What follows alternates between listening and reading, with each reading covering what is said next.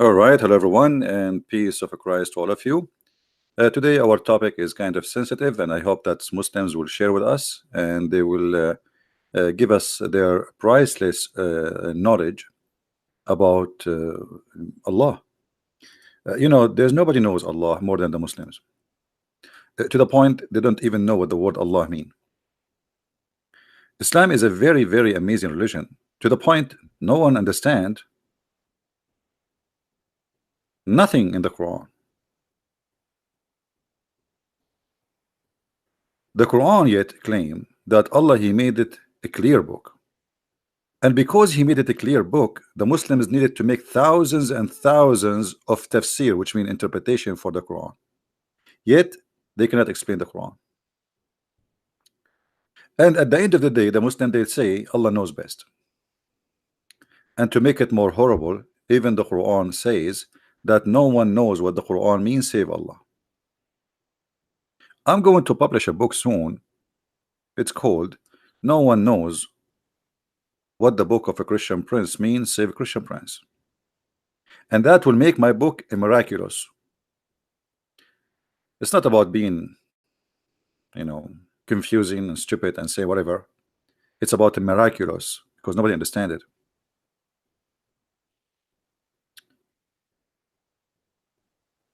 My Skype is open for any Muslim is willing to call us live on air. Please feel free. If you go on YouTube, you will find thousands and thousands of videos about where is Allah. The Muslims, they are trying to tell us, they are trying to figure out where is Allah. How even He exists? And then if you go try to to examine what they say to us in their websites, which is I find it kind of hilarious. As an example here, where is Allah? Okay, where is Allah? Here we go. Where is Allah? Who is Allah? If you read how the Muslim they give us the definition of Allah, you will die laughing. Allah is the proper name applied to true God. That's who's Allah. So all what you know about your God, that His name is Allah. Okay, what Allah mean? They don't know.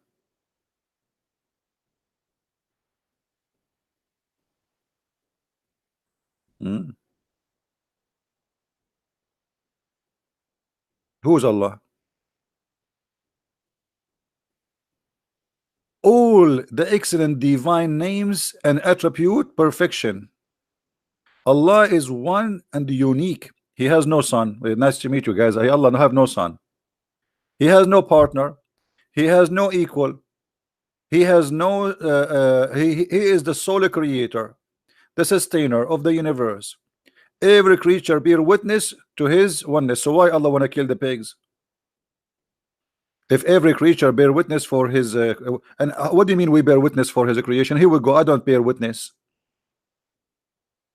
I mean, what is that? Is that a definition, or this is a statement of somebody he believe blindly?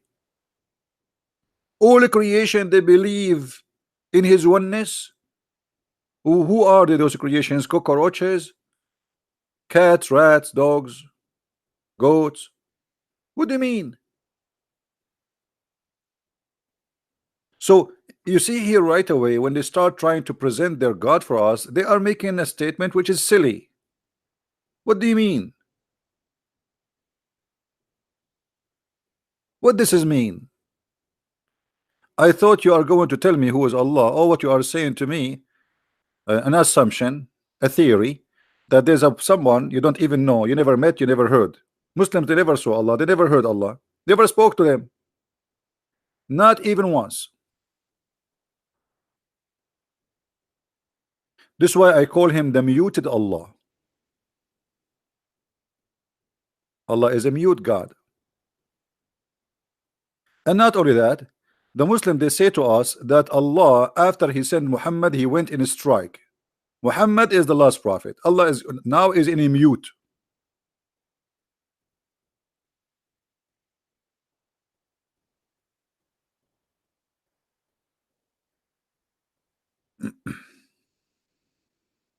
And then if we go down, you will see Every creature bear witness to his oneness, divinity, and rububiyyah. Like, you know, supposedly the Muslims, they are making for us like an article, and their article is in English, and then they say rububiyyah. Like, supposedly you know what rububiyyah mean. I mean, like rububiyyah. Okay, what rububiyyah? And then here, I info of Rabb, and the unique of his attribute names. What the unique about them? He get angry, I get angry. Allah, he cheat, I can cheat too. Allah, he lie, I can lie too. Allah is a deceiver, I can deceive too. Shaitan is a deceiver too. What is unique about the attribute of Allah? What is unique about his attribute? And then they quote for us a verse from the Old Testament, copying it and put it in the Quran, and they say there is none like unto him. But if this is the case, if this is the proof, who is he?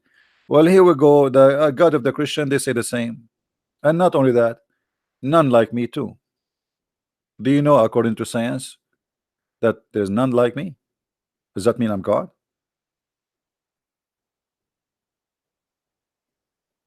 Until now, they fail to tell us who is Allah. Oh, what they are saying to us, uh, a fantasy statement, like somebody, he saw a dream, and then in a dream he told us he did not even see who he's talking about. Like the Muslim did not even see the one they are talking about. Did Muhammad see Allah? No. Did he spoke to Allah? No. So what Muhammad knows about Allah?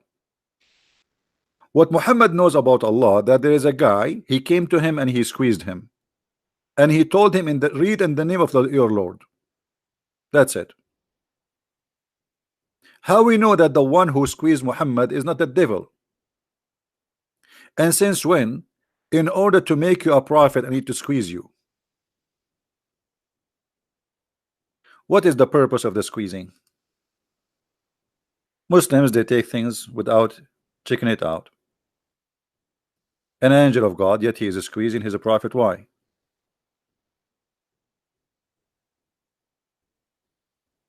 Don't you find that this is strange?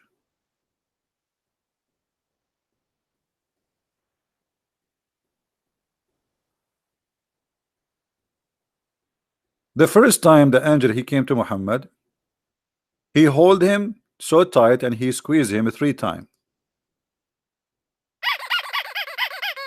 Okay, why? And Muhammad did not even know who is the one is squeezing him. And not only that, he did not even ask him who you are. Have you ever heard of somebody squeezing somebody? He don't ask him, who are you? Stop touching me. Maybe the prophet, he used to be squeezed, so it was normal for him to be squeezed. That's why he didn't ask, who are you?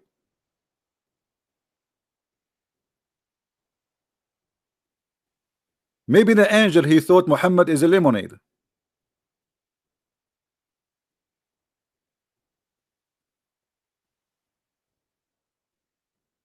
All the story does not make sense.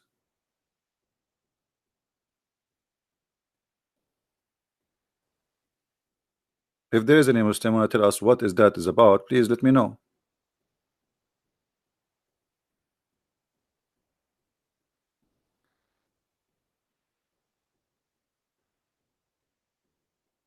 Do we have any Muslim in the chat? My Skype is open, in case you do not know. If you like to call me, and you are a Muslim only, please. Only Muslim are welcome to call me live on air.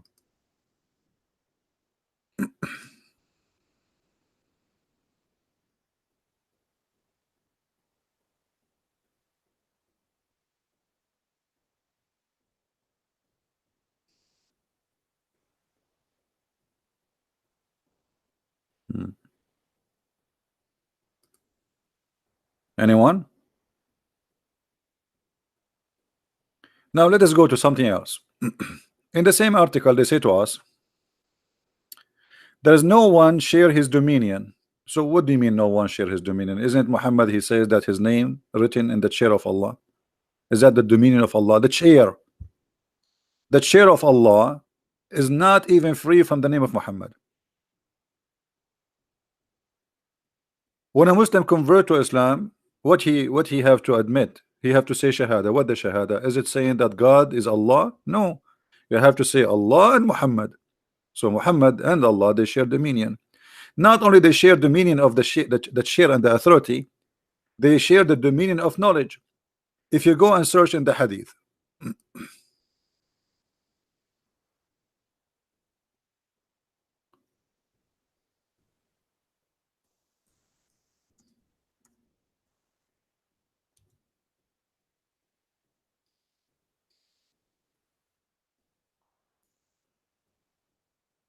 all the hadith says that Allah and his messengers knows best.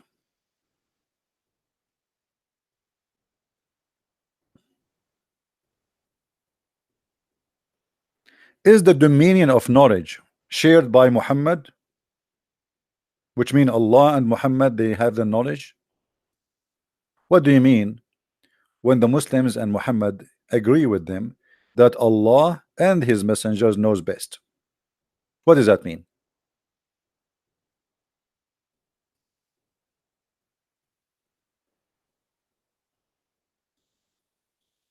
Hmm?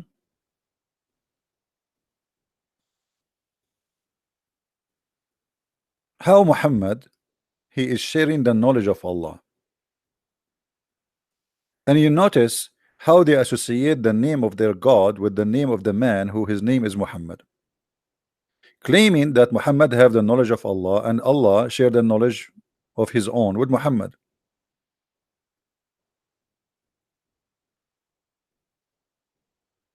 Hmm?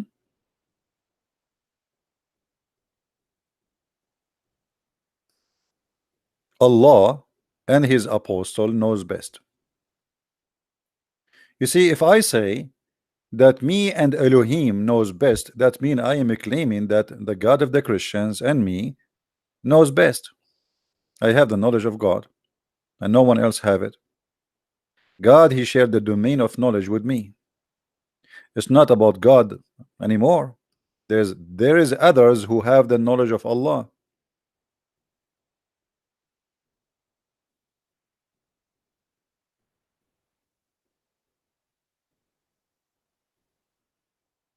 Do we have any Muslim want to say anything?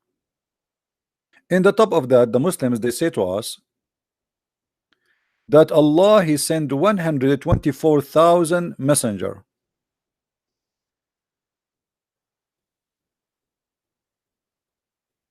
How many? Don't you think the number is small?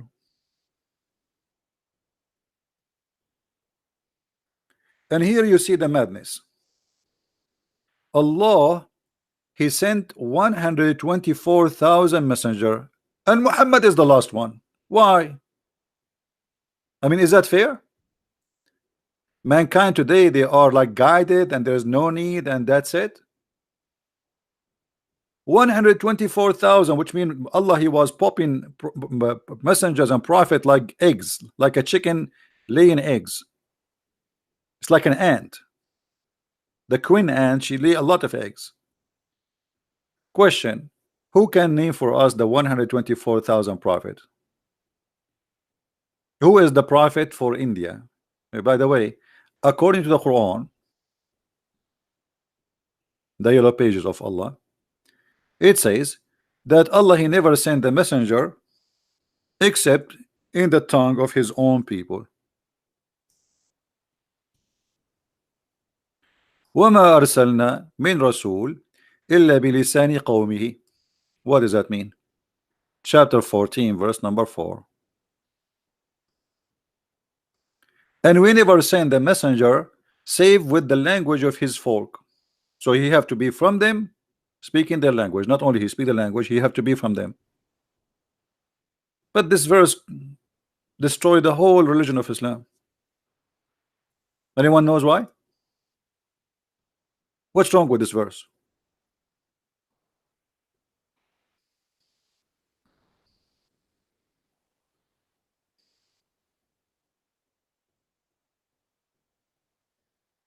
What do you think, guys?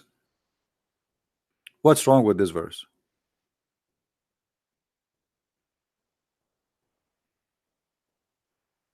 How old is Earth? That explains the huge number of prophet. My friend, your God Allah, He created the Earth, and then the Earth is supposedly the history of man since the time of Adam, and the time of Adam is not long, really far. So where is the prophets? I'm asking very simple questions. India alone have hundreds of languages, hundreds, I think maybe 400 languages.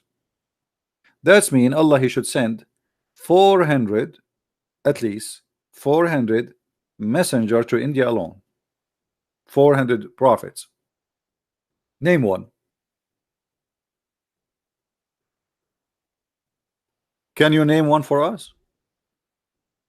And this verse have a problem, big problem. Actually, Islam is shish kebab because of this verse. Who noticed what the problem with this verse? Who noticed? This verse is a disaster. This verse is a disaster, proving that the one who wrote the Quran is an idiot.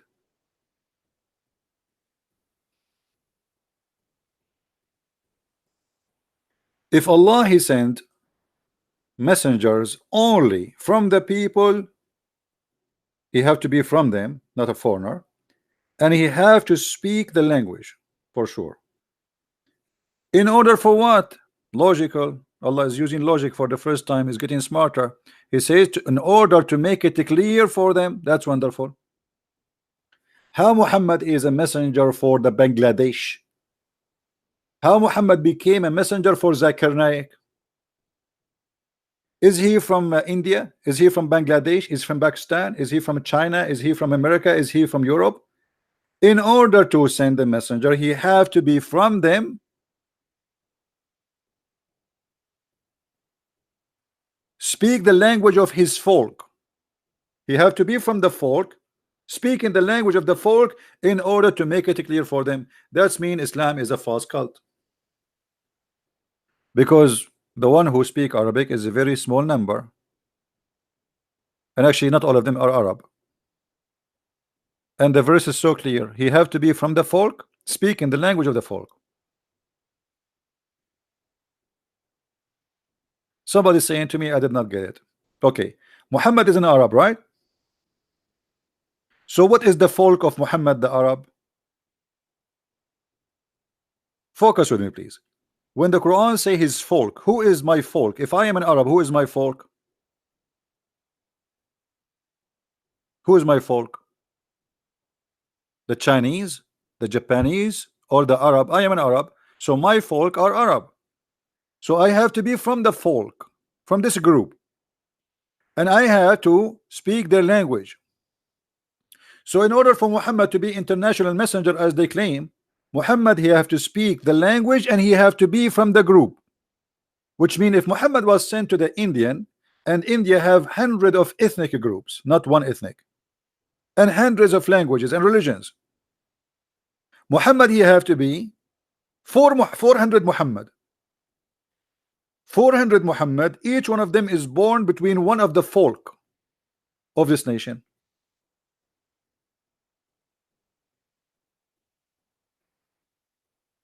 Are you getting my point?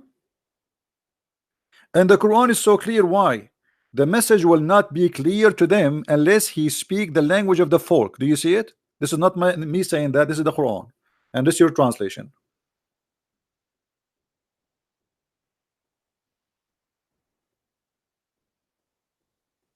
So Muhammad is a false prophet because Muhammad is not from the folk and he don't speak their languages. So Quran getting Muhammad busted, showing the contradiction. And look, the Quran make it clear, we never sent. Do you see the word we never?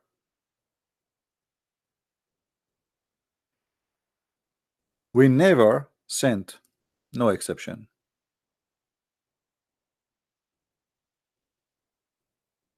We never sent a messenger save he speak the language of his folk.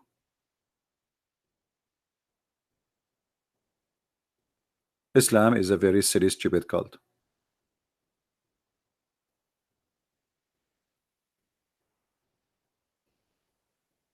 Blugly, we don't want to change the topic. Let's focus on this topic in front of us.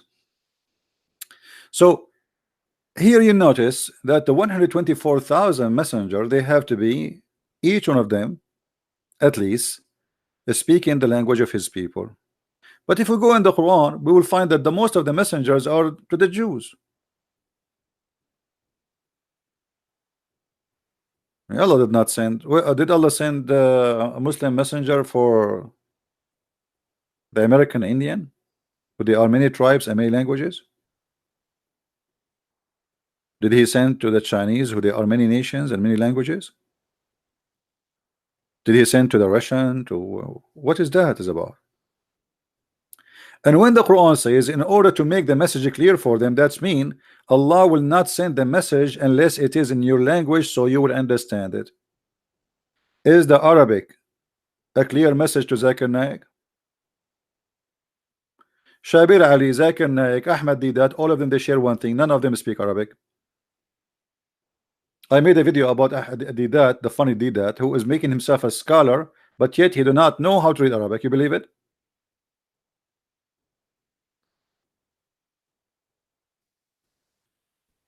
So now we go back to zero.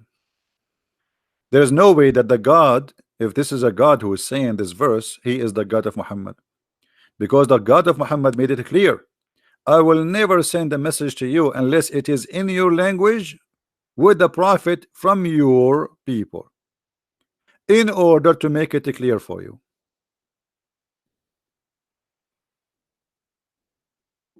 That's mean Islam, all of it is a garbage. The whole idea. Here we go.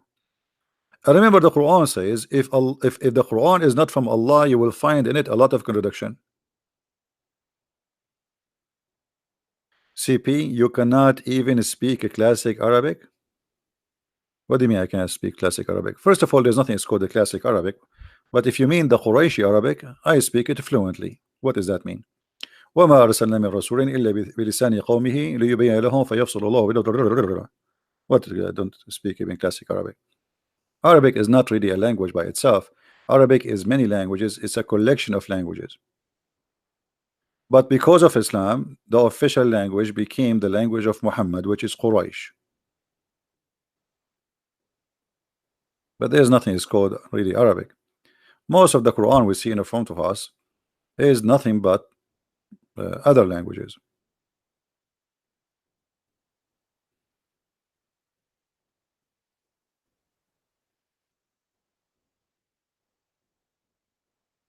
And just to show you how Islam is funny, if you remember Muhammad, he said that Allah, he sent him the Quran in 7 dialect.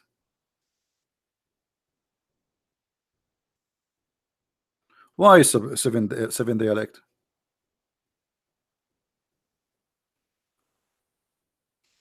Why is that? Muhammad, he explained, he says that because the Arab cannot understand the Quran. Imagine the Arab, who they are Arab, they cannot understand the Quran in one dialect. So if the Arab, they need 7 Quran, how somebody like Zakir Naik can understand the Quran? The Arab, they needed 7 Quran, 7, not 1. Muhammad, he claimed that Allah, he sent him 7 Quran. Read carefully with me. This is Muhammad is talking. Jibril, he came to Muhammad and he said to him, Allah has commanded you to recite to your people the Quran in 1 dialect. Okay, so Allah what? Said to him, read the Quran in 1 dialect. Look what Muhammad said. Muhammad don't like that. He said, I ask Allah. What's wrong with this page? Keep moving, dancing. Somebody playing music? I ask from Allah burden and forgiveness. My people are not capable of doing it. Okay, hold on.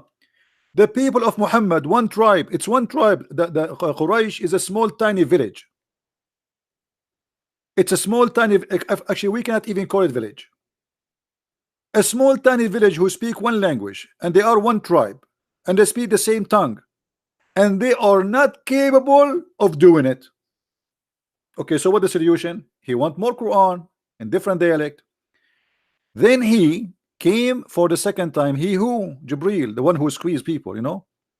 If you ever see somebody squeezing you, like this is you became a prophet. So Jibril came for the second time and he said to him, Allah has commanded you to recite the Quran to your people in two dialect. What?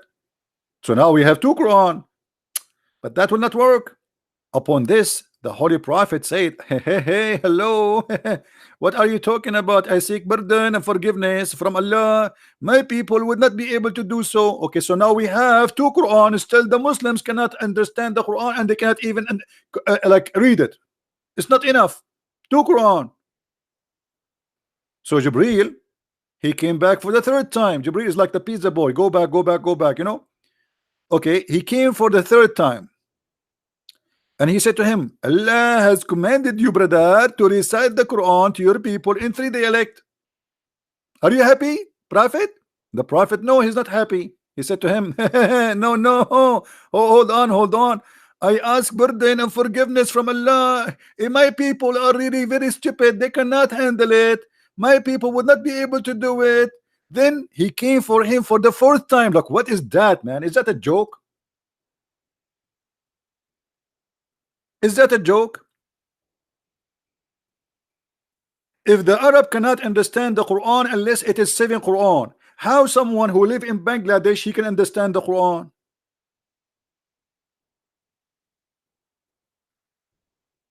And where are the 7 Quran?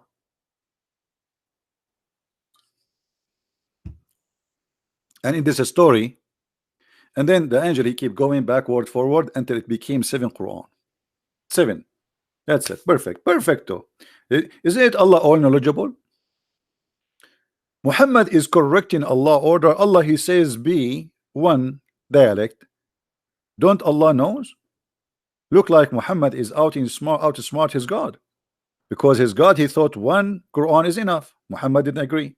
2 Quran is enough. Muhammad don't agree. 3, 4, 5, 6. Muhammad don't agree. At the 7, Muhammad he said, okay, now that's fine.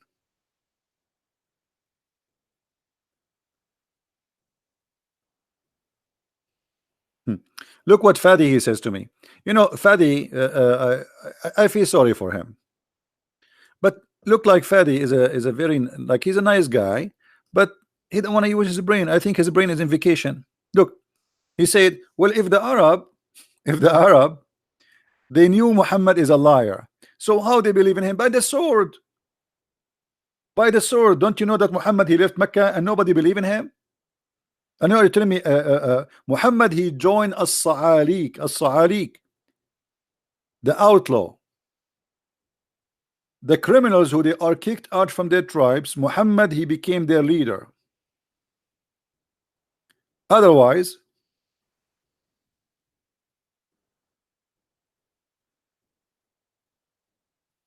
the Arab they said hundreds of times that this is nothing but stories, fabulous stories, fairy tale story, and you are acting as if you don't know. They accuse Muhammad that he is stealing information from many people who they live as slaves in Mecca, Assyrian slaves, Syrian slaves who speak Hebrew and speak Aramaic. And Muhammad he answered them in the Quran, saying to them, and we know well that they say only man teach him. They knew he is because he go and listen to those guys, and falsely, you know, because this is a clear Arabic. You know what a clear Arabic? We just show you where it says in the hadith that the Arab cannot understand it. How it's a clear Arabic yet he needs 7 Quran? I mean, do you see how clear it is? It's a clear Arabic, but yet he needs 7 Quran. But what is behind the 7 Quran for reality? Muhammad he cannot repeat the same verse twice. So in order to cover his lies, he says, oh yes, actually there's a video made by a guy, his name Samshi. I don't know if you know him. Shamshi,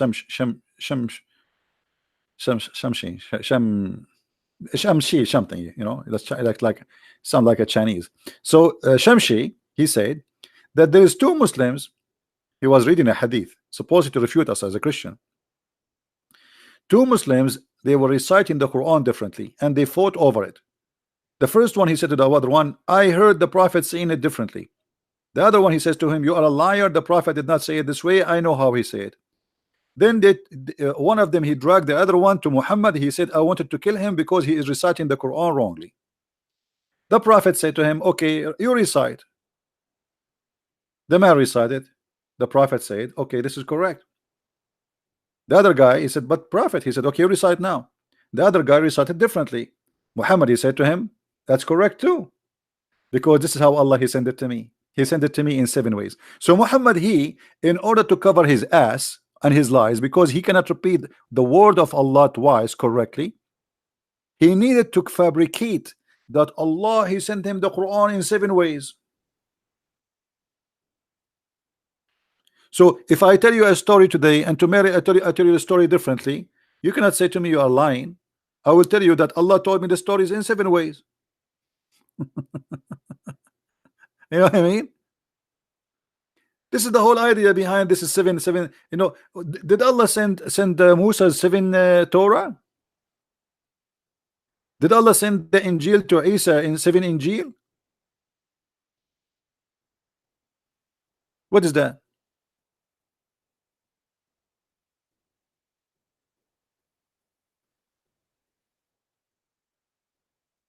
And what he mean? My people are not able to do so.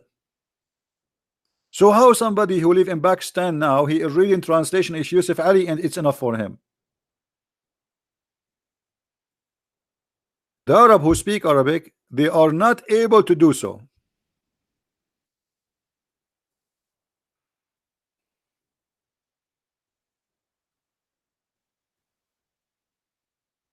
Do we have any blessing from Allah for us today to send us some Muslims to guide us to the truth?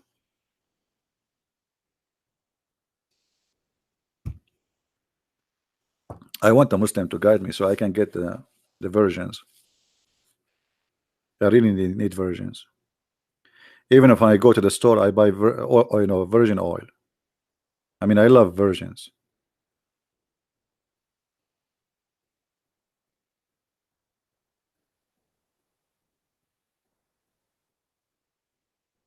Where is the Muslims? So all this religion, it does not mean any, it does not make any sense. It's silly. In the top of that, the Muslim, they made thousands of articles about scientific miracles in the Quran, amazing discovery in the Quran, when the Quran is the most stupid book.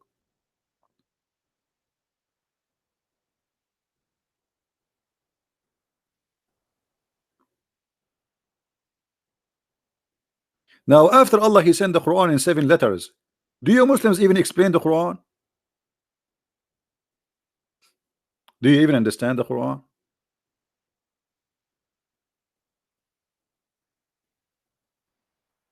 Okay, what do you mean reference? We are showing you the reference. Reference for what? The one in the screen? Anytime you see something in the screen, you can freeze it and you can type the exact word in the screen and you will find it in Google. Prophet Google is very helpful. Like even if I don't show you the reference, the numbers as an example here, it might be even better for you if you type like a sentence, full sentence as exactly as it is in Google, and you will find the reference.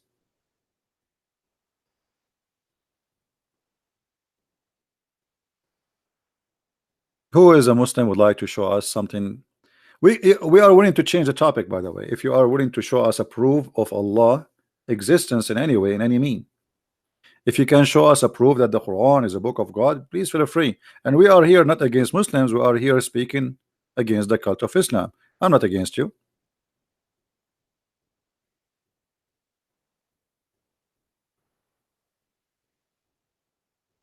Yeah, we spoke about that, ABC, about the death of Muhammad.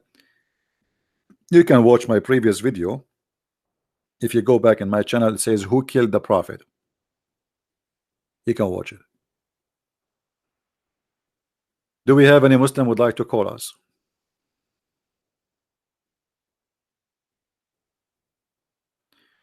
How are you doing, Fadi? Fadi, why you don't call me, my friend? Guys, what do you think if we give a Fadi a chance to call us and show us something powerful about Allah? Anything. anything to make Islam look better.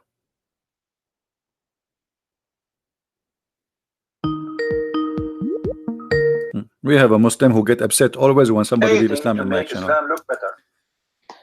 Hello? Hey, how are you, Muslim? Assalamu alaikum. Are you allowed to say assalamu alaikum to me? Be honest with me. I'm saying, man, I'm saying, why not? But I No. If you are eating carrot like a rabbit, I will hang up on you. Either you speak to me in respect, or I will hang up on you. Are you a rabbit now? Oh, 1 second. 1 second. 1 second.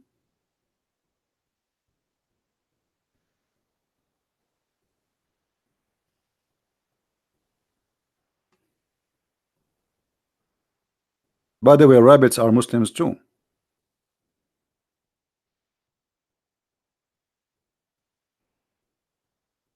One second, almost done. Okay, call me back. Call me back. Call me back. The guy is going to shock. Like he's trying to swear it fast now.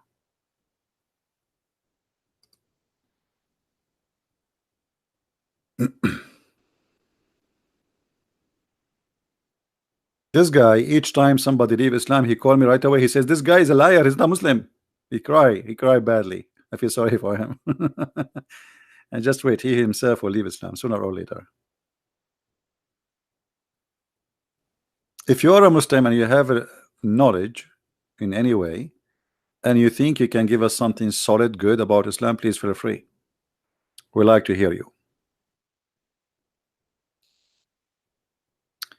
Matt, are you a Muslim? Matt Chow? If you are a Muslim, you can call me, no problem. You do not need to ask me. If you are a Muslim, call me.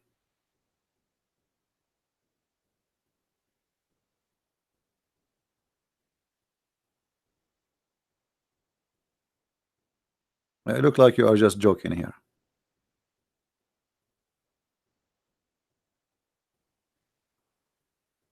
Do we have any Muslim would like to call us? So as you see, by the way, do you know that the Muslims in Saudi Arabia, they fast 1 day, or they break their fast 1 day earlier? Look what happened in Saudi Arabia lately. This is the TV station of Al Arabiya, the official TV stations of the Kingdom of Saudi Arabia. They announced the day of the end of Ramadan a day before because they thought that Mercury is the Hilal, the crescent moon. Do you believe it?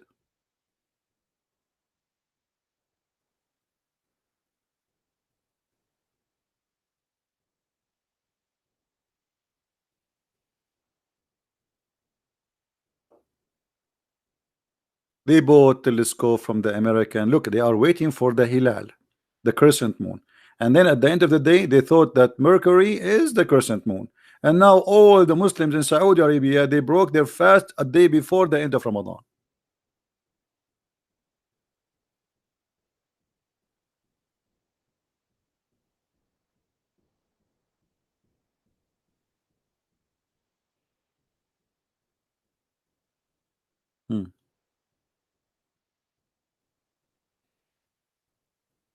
I mean, if you have telescope and you could not recognize the crescent moon from different all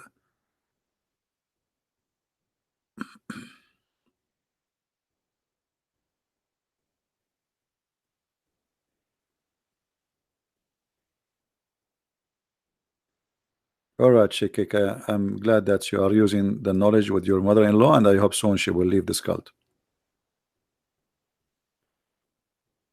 So what happened to this guy? Is he going to call us?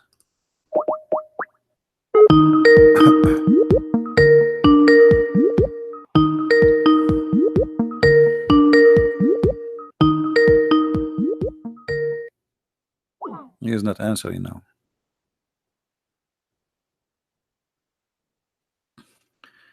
Anyway, Islam is very easy to prove to be a stupid cult, and you do not need to be a genius to prove it. And here we go, we are here to challenge. You see, Those who claim they have knowledge in Islam, do they dare to have an open line like us and take calls? I will call you. Like this guy, his name Nu'man Khan. Nu'man Khan, he received text messages from girls, but not from me. Can I text you? Can I call you? What about Zakir Naik?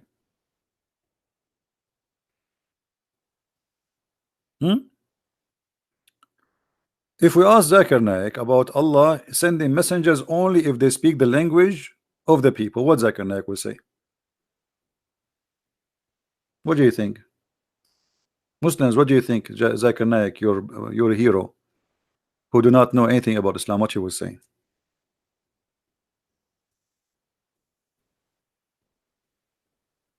He will come with a fabrication. Let us call him.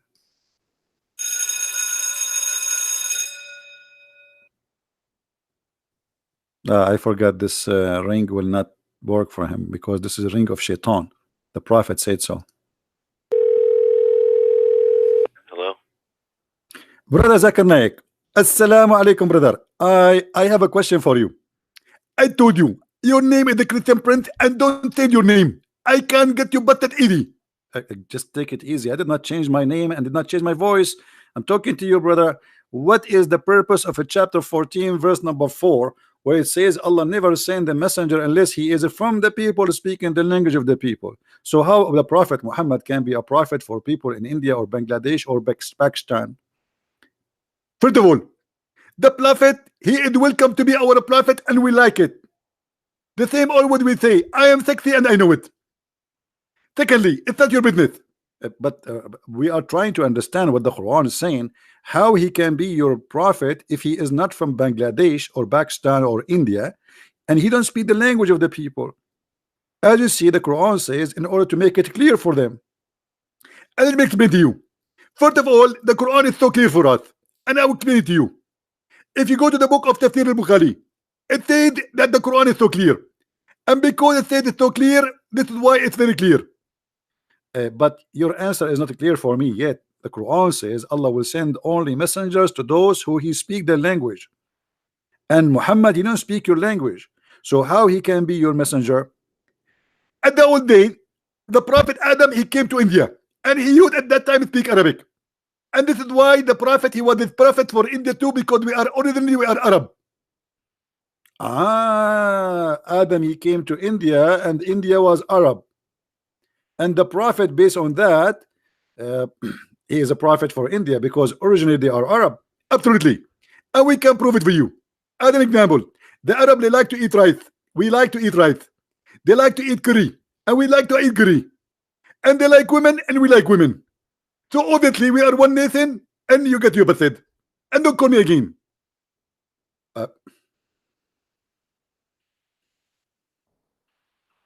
The proof that we are all Arab, that's they eat curry and we eat curry. They like women and we like women. Okay, I got a point. I like curry too. I mean, he put me in the corner.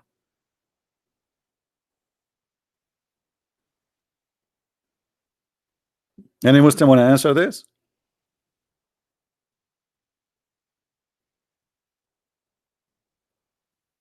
How Muhammad can be a prophet to India, Somalia?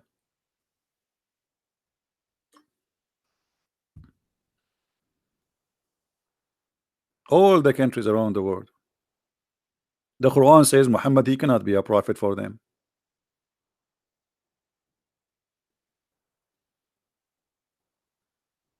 And by the way, here there's another mistake. Does the Quran says Allah will send it to his folk? But isn't it the Quran say that Allah, he sent sent Moses and Aaron to Pharaoh?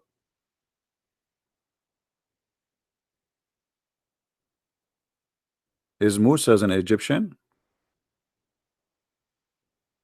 The Muslim, they say to us the only messenger who is a messenger for all mankind is the Prophet. What does that mean? Abraham, according to Muslims, he came to Mecca. Abraham was an Arab. At that time, there's no Arab.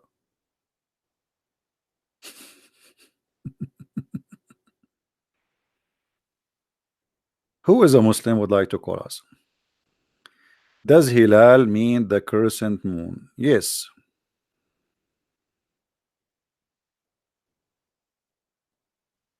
Yes.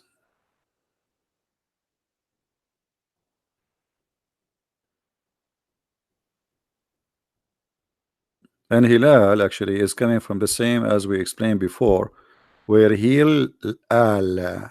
Hil al. Al is a word meaning God, the same as Baal.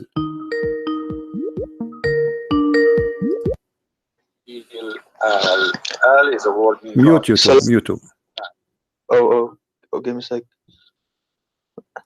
1 second, brother. There's many Muslims are leaving Islam, and today there's many they will leave. Are you going to call me after they call and they leave Islam? You will say to them they are liars as usual. No, but if they lie, of course somebody has to correct but them. always you lie to me too if they are lying. I mean, how you know they are lying? Are you Allah? No, but you can just tell. I think you are God. How you can tell that? You know, I mean, but let us go here. Listen, the Prophet said that Allah told him after he squeezed him the angel Jibreel, he gave him this verse, says, we never send a messenger save who speak the language of his folk, so they might understand the message clearly. Yes. How Muhammad then became a messenger for all mankind if he don't speak the language of the folks and he is not from the folks? Brother, so what this verse is saying, it's saying a past time. It doesn't say now and in the future. Where it says in past time, where it says that. Wait, let me open YouTube. Is a verse now in the screen? Yeah, it's in the screen. Okay. All right, it says Bismillahirrahmanirrahim. It says, and we never send a messenger save with the language of his folk, that he might make it clear for them. So it says, and we have never sent in the past time. But isn't it this is in the time of Muhammad? He's speaking now, Muhammad. He gave this verse to Muhammad, right? No, but it's talking about the past time. No, did he give this verse to Muhammad? Now, when the Quran also says, like, no, hold on. Did he give it to Muhammad? Okay, did he give this verse to Muhammad or to a different person? He gave it to Muhammad. Okay, talking about when Allah he gave this verse to Muhammad, at that moment, was Muhammad a prophet or no? Alhamdulillah, of course. Okay, so he was a prophet, so he just said, and we never send a messenger save with the language of his folk.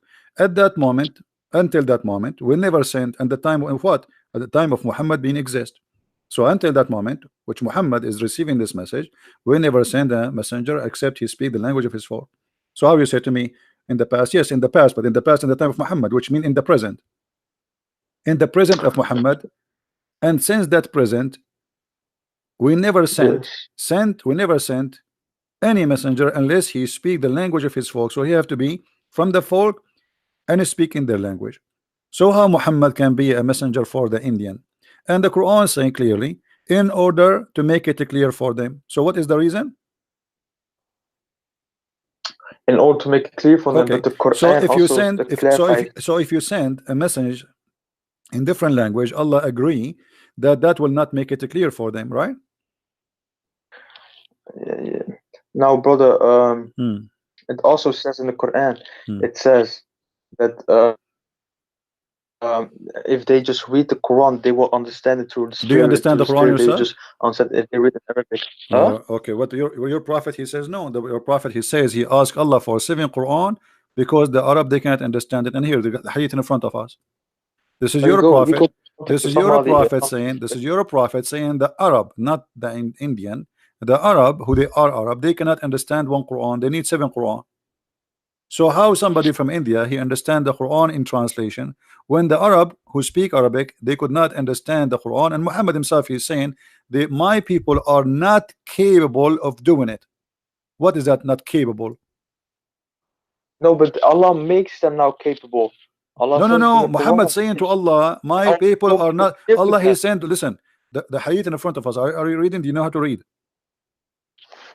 Of course, man. Okay, read. Then Allah has commanded you to recite to your people the Quran in one dialect. One what? One dialect. Okay. What Muhammad respond was? I ask Allah burden and forgiveness. My people are not capable of doing it. How many dialect you are reciting the Quran today? It's commanded to recite to your people the Quran in one dialect. Upon this, he said, is it Sahih? Oh no, this is da'if. And what is Sahih? I don't know. You tell me. Are you saying you are to me saying sahih? What sahih mean? You tell me what sahih. What sahih mean? Sahih is somebody eating too much carrot. What is that? Sahih? What's wrong with this religion? I mean, look how funny this religion.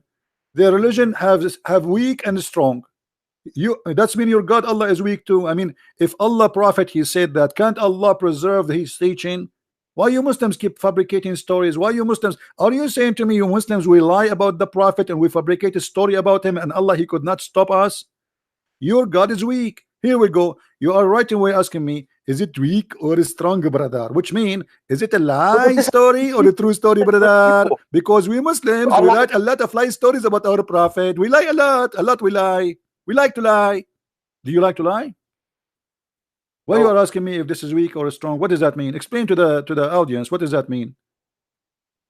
So in the hadiths, the hadiths are comparable to the New Testament because the New Testament and hadiths are actually almost the same, but the hadiths are stronger than the New That's Testament. That's false because Old Testament and New Testament is the same. And hold on. We don't have something. Hold on.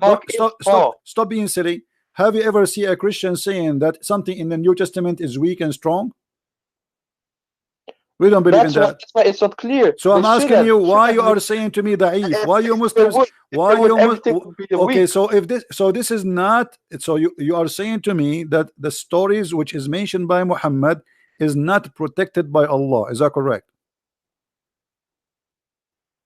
Allah said in the Quran, He said, "We have brought you the Quran." Is it now not clear? So why this story is written there? If the Quran is clear in one dialect, why you have the Quran in 7 dialect? It's clear. It says people. It says to specific people. Doesn't say to. Doesn't matter if the Quran is clear in one dialect. Why we need 7 Quran? You said to me it's clear. Oh, no, what do you mean by 7 Quran? There are not 7 Quran. There's 7 Quran. There's Quran Warish. There's Quran Hafiz. There's many Quran. You have no idea. Are you sure you're a Muslim? I think you're a liar too. I think you're not a Muslim. I think you're a Serbian. Well, what's a Serbian? Serbian is like your prophet. Right? Your prophet is a Serbian. I'm a true Sunni Muslim. So, but your prophet is not a true Sunni Muslim. Your prophet is a Serbian. What is a Serbian? The Serbian is the word Serbian is those who do coloring. They color you. You know, like they put you in the water and they color you. Ink in ink? No, by water. How am I gonna get caught if I go into water, man? So are you saying to me this is stupid? Well, first of all, if you look at this, it actually says this. It says, I was watching the video while I was eating. Don't change the topic. Don't change the topic. Are you saying to me this is stupid? To color somebody by water? It depends. It depends because in the Bible it here says. We go. You say here we go. Now it's depends. So what depend? What depend? Either you say yes or you say no. What does that mean? No. Well, even if in your Bible it says that God gave Moses another color when he put his hands in his bosom. I'm asking you in your Quran, in his bosom. Listen. I'm looking at your stupidity. I'm asking you, is it correct? You are asking me what is the Serbian, right? Yeah. Okay. Do the baptism of the Serbian. So Serbian, I don't know. You tell me. Read carefully with me. Chapter 2, verse number 138. Is it Quran? Yeah, this is Quran, but this is weak Quran. No, Quran strong, brother. What does that mean? You said to me the Quran is clear. Yes.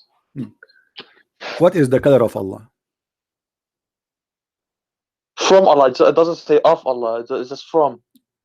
We take our color from Allah. Okay, explain to me. What does that mean? And the best who do coloring is Allah. What does that mean? Who is better than? Allah at What is the Whoa. coloring? What is the coloring Allah he do? No, it just colors you. It give you color, right? What color? What is that color? Explain to me. It- Okay, no problem. I'm trying to understand. Allah he color you. He color. No, Allah don't color us. What do you mean?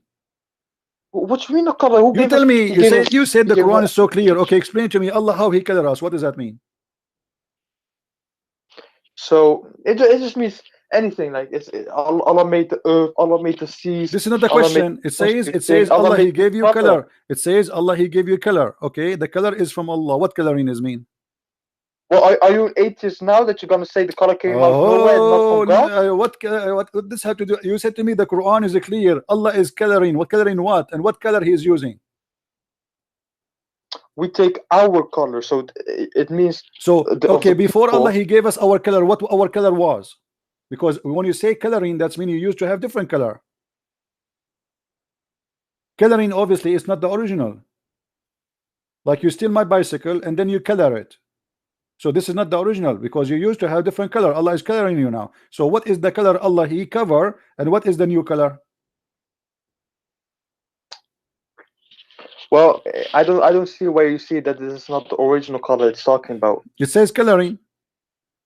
No, it doesn't say. It's not color. We Okay, take our color okay. from Allah he gave you a color. Before you have the color, what do you have? No, but this and who is better than Allah at coloring? That's something different. Okay, don't you think Don't you think this is stupid? What do you mean? What is the best? Explain to me. What is the best than Allah in coloring? What does that mean? You said to me the Quran is clear. Allah is comparing himself to a printer. I have a printer who do coloring. Allah is better than the printer in coloring. In which way? How? Well, we say that Allah deserves every title that He's the best of. This is not the question. So this is not the question. Don't change the topic. Deserve every title like what? A fool? What title? I'm asking you. What Allah is saying here? He is the best of coloring. He's comparing himself to who? Because when you say he is the best of coloring, that means he is comparing himself to others. Who are the others? Anyone, a living creature, something. Okay, so Allah is comparing himself to creatures. I thought you cannot compare Allah to his creatures. Wait, are you saying that God in the Bible it doesn't say that God is the most high? He is the most. So when God Allah he says this is how the people they speak about their God. He is the most high, but a God is not the most high. He is what the word high is a phrase of a statement. It's not about how high he is. There's no high because simply the sky around us, what is up today is down tomorrow. The earth is going around itself. So stop being a fool. Don't mix things up. Allah is the best of caring. Best of caring to who? Compared to who? All right. Do you think God is the This is an action. This is an action. The action. Allah is comparing the action of caring to who? And what coloring they do? He just gives a color, man. Like what color? Okay, what is the color? Give me the color. What is it? Okay, what is the color you are talking about? His skin color, of course. Oh, so Allah he made us black. Allah he made us white. But he is saying he is better coloring than others. That means there's others who make you black and white and Asian too. There is others? I see what you mean, but that's not the case, brother. So let's say I got a table, right? So are you saying to me that Allah here is lying when he say he is better in coloring, but he is not really better because there's no other ones doing coloring except him? So it says at coloring in general. It doesn't say like color skin. Doesn't matter as long as coloring in general. That means there's other people who do coloring in general too. So Allah is the best in coloring. I got a good example, brother. If you let me say this example and then you say whatever, right? Please.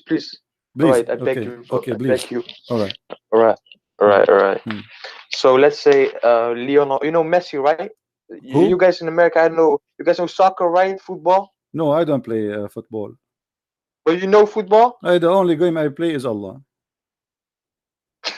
But I'm just being honest with you. I play volleyball every day with Allah. I mean, he is sometimes up, he is sometimes down. It depends. So let us make him up now. Explain to me how Allah is the best of caring. This is my football. All right. So let's say Messi, he plays football in Spain, right in the stadium. So you are saying to me that Allah he play better football than Messi? No, let me explain. So then Messi says he plays in the Barcelona stadium, and then he got the most goals, and then he says, "Who's better than me if playing football?" But he doesn't say he's playing football specific in the stadium in Barcelona, in general, in whatever stadium. So who is better than Allah? I mean, Allah is better than who? No, As but it long doesn't say okay, specifically coloring your skin, okay, because it would okay. say that if it was saying You specific, just it says coloring. Coloring, no that's problem, general, but brother. you just showed us that Allah is stupid, because if a football guy he says I am the best, he is talking about obviously about football, correct? No, but let's say he makes 5 goals in Barcelona No stadium, problem, but and when he says, when a soccer guy he says I am the best, obviously he's not talking about himself being the best actor. He's talking about him being himself the best player in that game, correct? Okay, but, as long he is the best player, and this is the example you gave me, that's mean Allah he is claiming there's other players, but he claimed to be the best player. That's his mean. That's mean he's not the no, but only. That's mean that he's not the only God. Read with me this verse, chapter 23, no, verse no, chapter 23, verse number 14. If you answer this one, what is that, if man? you answer this one correctly, I will give you a big carrot.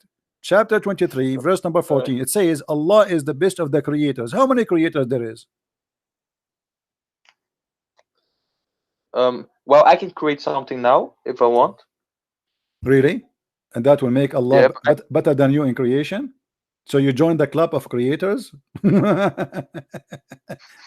All of us we know. I can be. No, don't be a fool. We know that Allah he said it clearly that the creation he speak about is giving a life, not about making a table.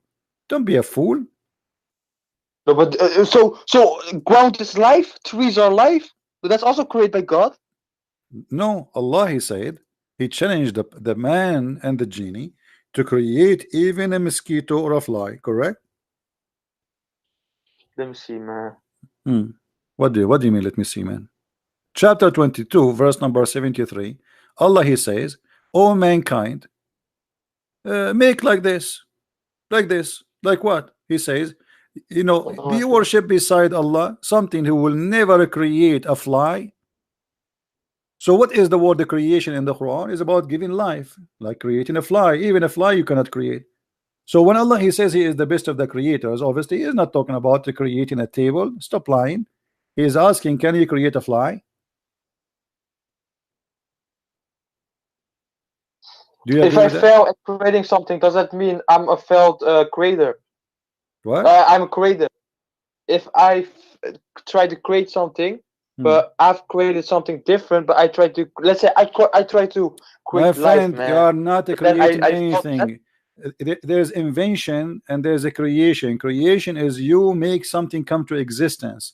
Invention is something else. Invention, I But can some scientists, they say like, stop fooling yourself. In the religion, when we say creator, we mean the one who create things, bring them into existence.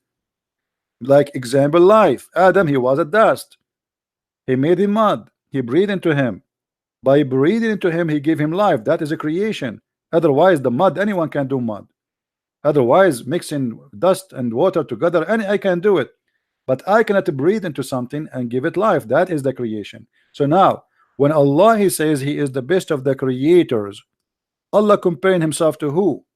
If there is someone else, he do create from the mud creatures.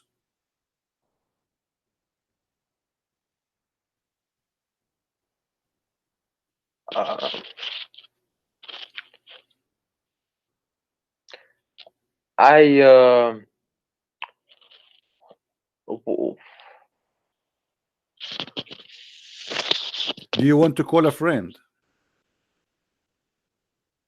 probably, man. What about you take a carrot? No, I already ate the carrot, man. So like the card is not working. We need something else. What about camel urine? The Prophet he ordered Muslims. Are you drinking camel urine? I think your weakness because you don't. Tell me where the one says drink camera. What about it? Oh my. Wait, brother. Wait, my mic dropped. 1 second, brother. Your Yeah, mic alright. dropped. So again? No, my mic dropped for my Okay. ear. So now what we would do with Allah is the best of the creators. Do you think he is lying? He is exaggerating. He is saying he is the best of the creators, but there's no other creators. He's a liar. Well, I think this is subjective, man. You know why? You keep doing it this way. I think it's subjective. You know why? because somebody might read this here means in general, but somebody else might read this that is like creation. Let me Well, ask it you. doesn't, since it doesn't specifically say Okay. um Okay, hold on. For you know what? life. Hold on. You see how clear the Quran for you? Obviously, it's clear. And you, I mean, the Quran is so clear. Here it says, "And we have created above you seven baths." What does that mean? The Quran is clear, right? There's 7 ways Well, above above you. There's 7 ways. What is that? yes, What is that? and with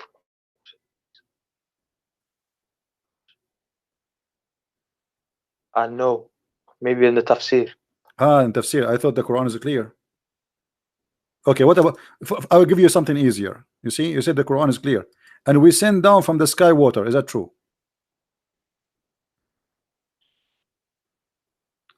Brother, when you accept that the Quran is the Don't change truth, topic. yeah, Is it you will true? accept Is it everything true what is that in it. is it true that the water is coming from the sky? Yes, from the clouds. So where is the ocean coming from? I thought the cloud is coming from the ocean. Water in measurement, and we give. Which one is created first, the cloud or the ocean? No, the cloud. Look. Even before there was any water, there were no I'm clouds asking because the you. So which clouds one? Okay, exist no only problem. because of I'm water. asking you. Make it simple for me. You know, I'm not smart like you. I don't eat carrot too Uh, much. Which one is created first, the cloud or the ocean? uh, Hmm? 1 second, brother. Hmm.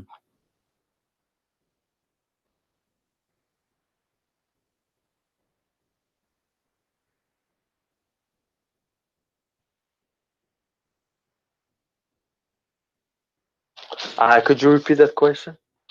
I'm sorry. What do you mean repeat the question? I just said the question to you 3 times already. Okay, I will squeeze you this time with the question because Muhammad he was squeezed when he became a prophet.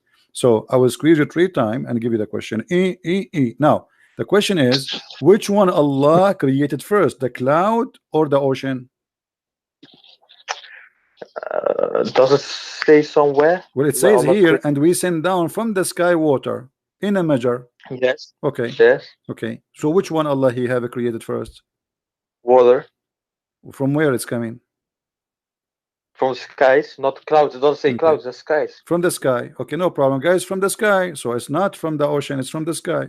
But And, is and even the atheists, they believe that water came from a meteorite from the sky. mean from meteor? Yes. So there is a And meteor some was full of some too. water. Okay, hold on. The atheists they believe that there's a meteor full of water and dump in the earth, and he's like a balloon full of water and explode. That's amazing. Let us see what And you also salt, hold and on, also salt hold and on, hold iron, I on, think. hold on. Yes. What do you say about this? You said to me that the sky is coming from the sky, right? Huh? You said to me it is coming from the sky, correct? So what this hadith is saying now here? That Allah, What? before he created anything, even before he created the earth and the heaven, his throne was upon the water. Huh? Hmm. Allah ordained the measures of quality of the creation 50,000 years before He created the heavens and the earth, and His throne was upon. Yeah. So what? What is the water was? There's no earth, there's No, no but heaven. it doesn't mean what was created in the sky. It says the what was brought forth to My us. friend, The hold water we on, have on hold this on. earth. Listen, From it doesn't mean the general listen, water was created from the listen, sky, brother. Abdul, It listen. says the water we have today. Okay, Abdul, listen. There's no heaven, there's no earth, but yet Allah is a throne above the water. Where was that water? There's no earth, Somewhere. there's no sky, there's no earth. It says clearly, before he created the heaven and the earth, as his throne was upon the water. So there was no heaven, there was no earth, but yet he was in the top of the water. Where was that water? All right. Now, before I answer this, Christian Prince, brother, uh, I can, if you want now, right now, I will ask smart Muslim Sheikh, What do you a mean smart scholarly Muslim? guy, Are you to saying you are call you. whoa, hold on, are you insulting yourself? Are you saying you're a stupid Muslim? You want to answer ask a smart Muslim? What does that mean? I never mind him then. Never mind him. All right, all right. So what? So let me ask you then. Let me ask you No, then. I am willing All right. to. I'm willing to help you. If you call live right now on air, your sheikh, and put him in the speaker with us, so I can talk to him. Can you do that? Wait, what? Can you call your sheikh right now, the shaky sheikh, the one who do belly dancing always for you? Can you call him and challenge him to answer me and put him in the speaker to talk to me live? Yes. Okay, do it. Yes. Go ahead. Right now. Right now. Are you ready though? Right now. All right, brother. Okay. All right. If you give me a second, man. Why you are hanging up? Why you hang up? He will never talk to me. Why you hang up?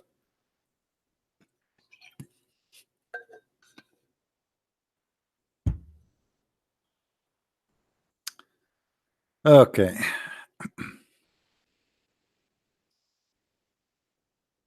Oh boy. Do we have any Muslim in the bushes? I mean, what is this? The Quran is so clear. Yeah. All right.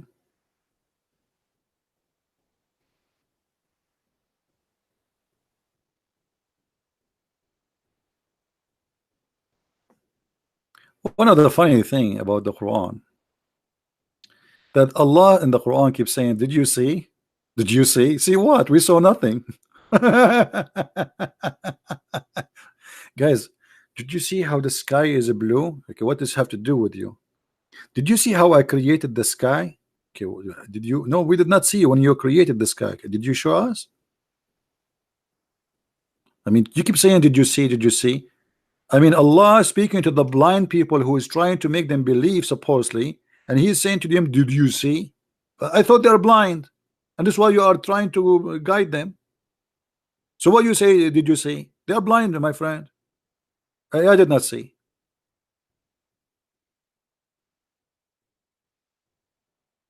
Any Muslim did see? They are the only nation who witnessed for something they did not saw. Let us take Shahada. Shahada means witnessing.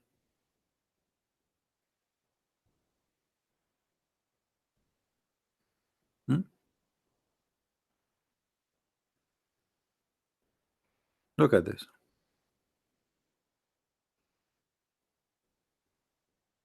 All of this is speaking about, didn't you see?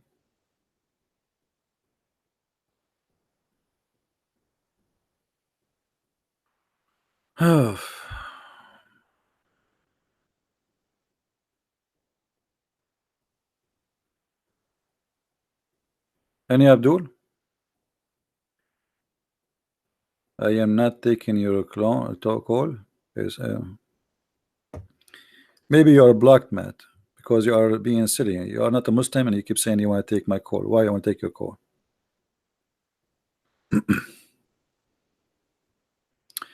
Any Muslim? Now this guy is trying to convince his sheikh to call me and to speak to me. He will never talk to me. He will risk his career. No way.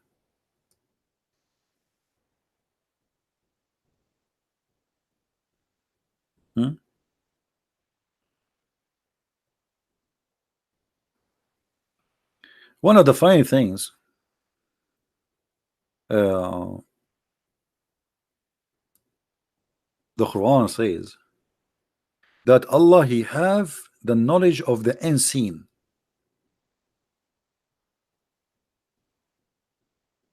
And He can see. But if we do a little examination, we will find that Allah, He have no idea what He is talking about. As an example, Allah created from every kind, male and female.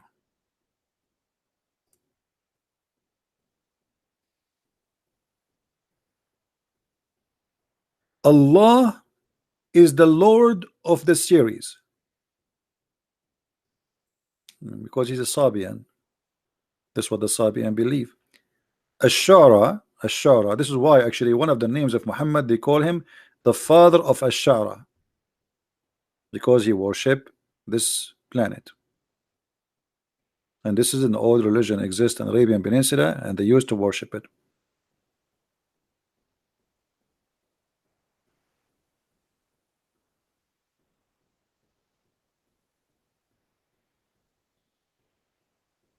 Don't you see that Allah is the one who give life and give death? No, I did not see. Did you see it? Don't you see that Allah is the one who make you laugh and make you whip? No, I did not see. All of this is nothing to see.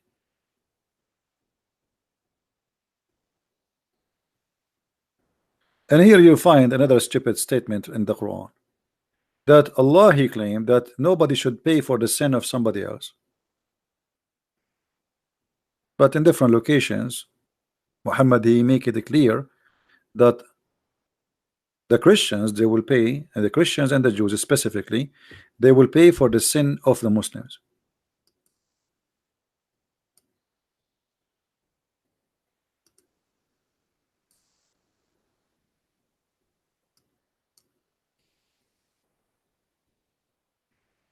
It's a chain of contradictions and stupid stories.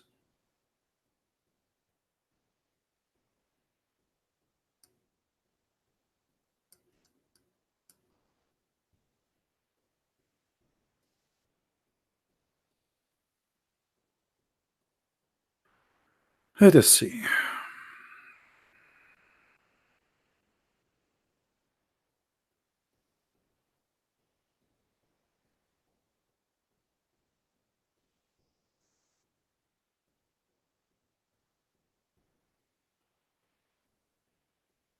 You see how stupid is called? The Muslim, they say to you, is it fair that Jesus, you Christians, you say that Jesus, he paid for your sin? And they quote for you the Quran saying that Allah, he says that nobody should pay for the sin of somebody else. Let's just change the translation, because this donkey is very weird translation.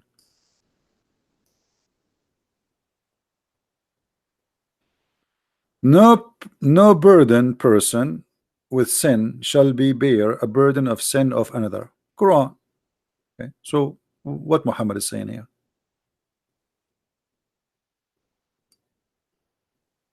One of the clear signs of cult leaders, they are not consistent with their own teaching. Either nobody will pay for the burden of somebody else, or people will pay for the burden of somebody else.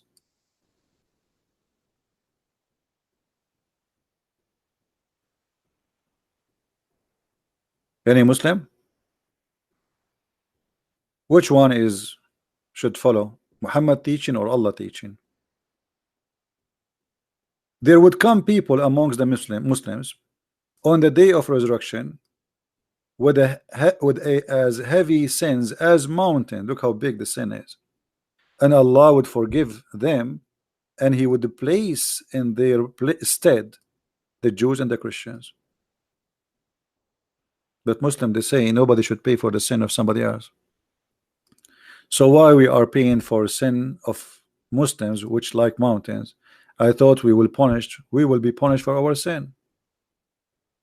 Muhammad, he says no. This is a hadith. Hadith mean Muhammad teaching, Muhammad statement.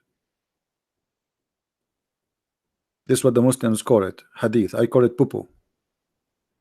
And this is the reference if you want it. You see, the funny thing about Muhammad, he cannot keep his mouth shut, and the more he talk, the more he get himself busted.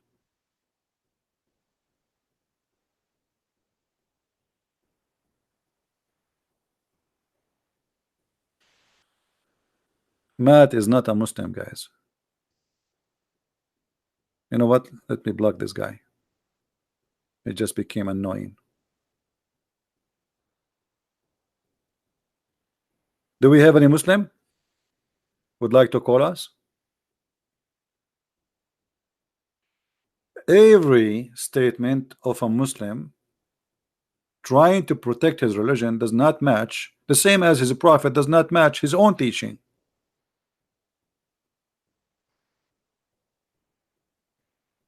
How a prophet of God, he says statement against what his God told him? Any Muslim can tell us? How he is a prophet speaking for this God, but his God says something and he said the opposite.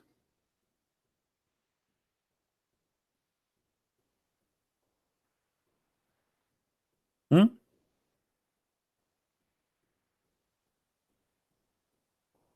And what happened to this guy? He want to call his sheikh. I think he is diving in the deep ocean trying to find him.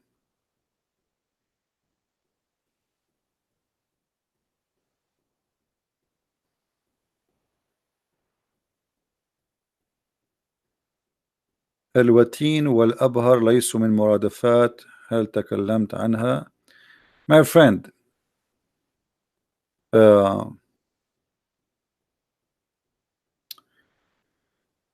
الوتين, when a Muslim he says to you that the word watin is not the same as the abhar,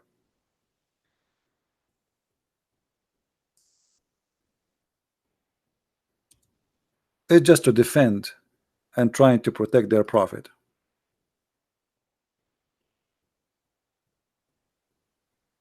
which is not true.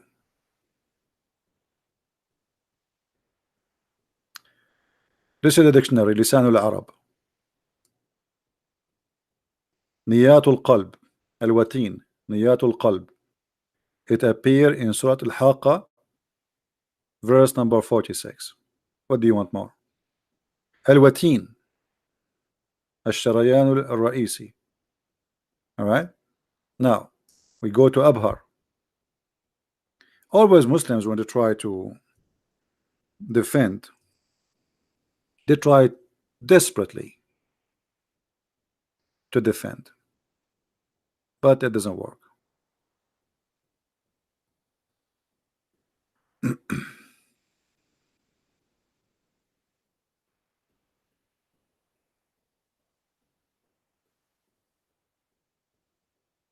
Let us see.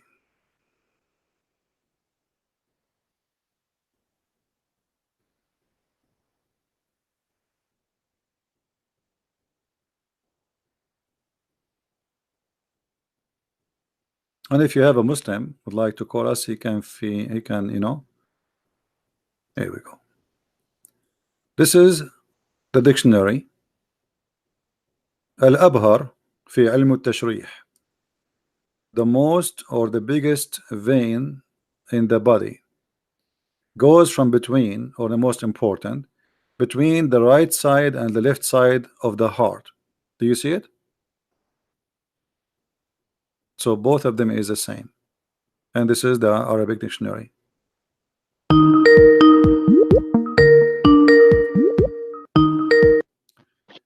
Yes, Abdul. Salam alaikum, brother. Alaikum hello. Did you call your sheikh? Yes, but he cannot, it took him long to respond, and but then he cannot talk he said, to me. He cannot talk to me. He's busy. No, but I got somebody else then. He's Okay. not so knowledgeable as the sheikh, but he's you your know sheikh is a not bit more knowledgeable? knowledgeable than me. Your sheikh is not knowledgeable. No. I mean the one I'm gonna send you right now, not the sheikh. The sheikh can't talk right now. Okay. He told me he can't talk right now. Okay. Who's going to talk to me? Hello.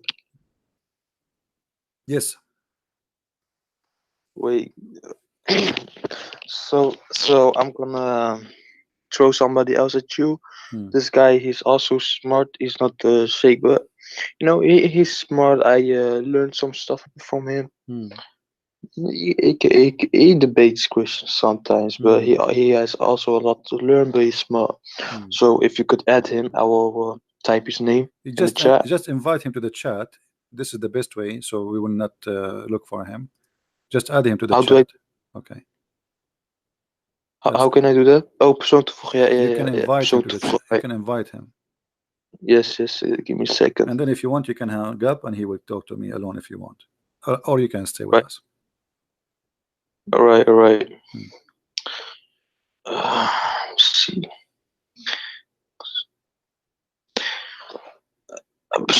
Let me see if I can. You can click at the plus sign, and then that will make him invited to that conversation. Yeah, but he got another Skype, so I gotta add that Skype now. Right.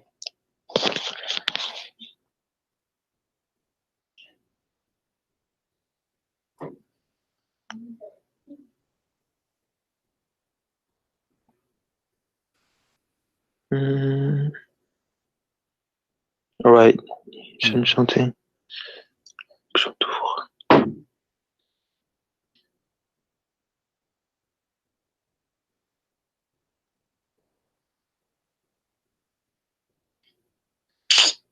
That was this. It says. Brother, before you invite him, you have to say inshallah. If you don't say inshallah, he will never come. Because I'm Allah will sorry. not allow it. Inshallah. I did marry 99 women. I have sex with them all in one night. And I forgot to say inshallah before I started. And look what happened. I don't have kids until now. In the call. Yeah, I'm sorry for this taking a bit. Let me see.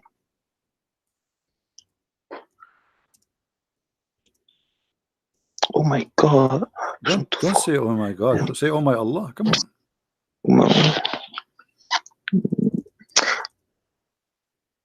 Well, I type his name. If I press add someone, I type his name. It says, I see some other account when I type his name. Why is this? What? Give me his name. I will invite him. Give me his name. I send the name on the chat. Okay. I add him, and then I see him talking to me. And whenever I press on add someone, I don't see his name. Then it's weird, man. It's really weird. Weird. I told you, because you're not saying inshallah. You have to say inshallah. I said inshallah. I said that. Allah control the internet, my friend. Yeah. That's not the case. Yeah. Actually, this guy, he called me before. I have his name here. Isn't it his Mohammed Qasim? And he have I don't know. I know him for a week or something. He have an image that says indeed my prayer or something, right? Ah, yeah. Okay, that's him. Okay. I think so. Hang up. I will call him. All right.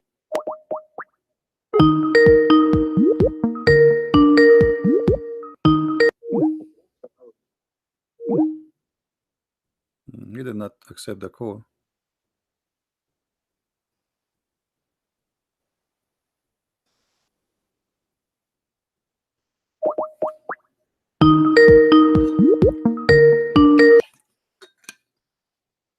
Hello.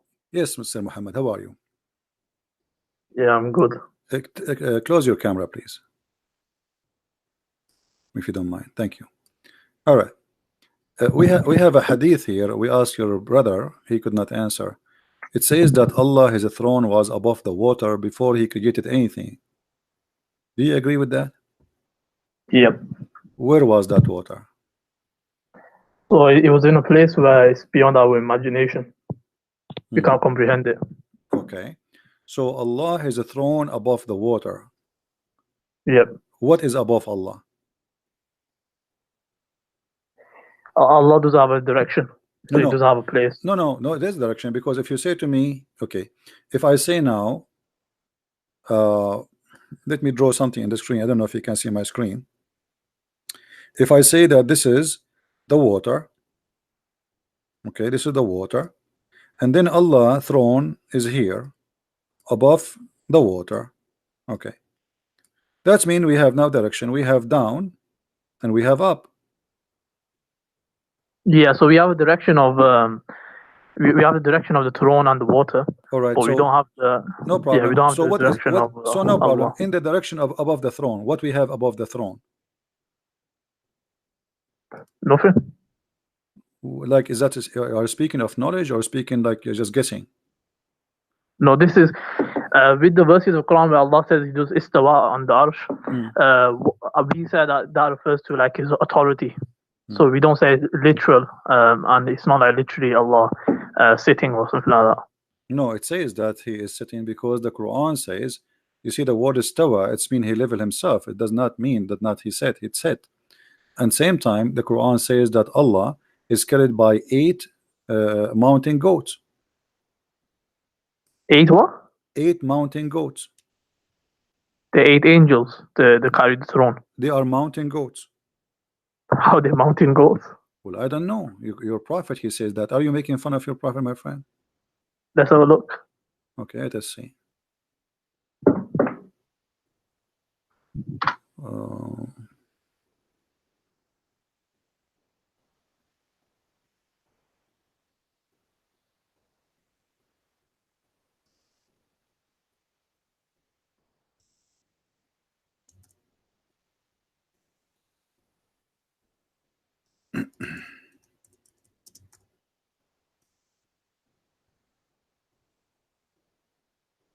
All right, read with me carefully, please.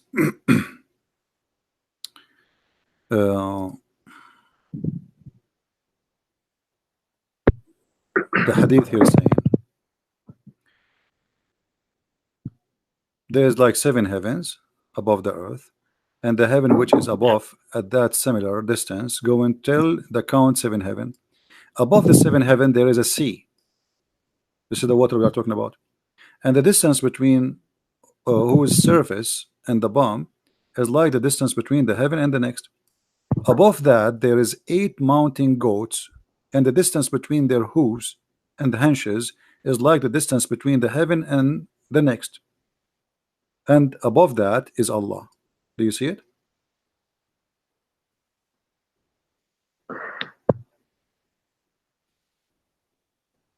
So Allah is carried by 8 mountain goats. But it doesn't say he's carrying anything. He's saying that above that, that 8 mountain goats, he is the distance between. He is above them.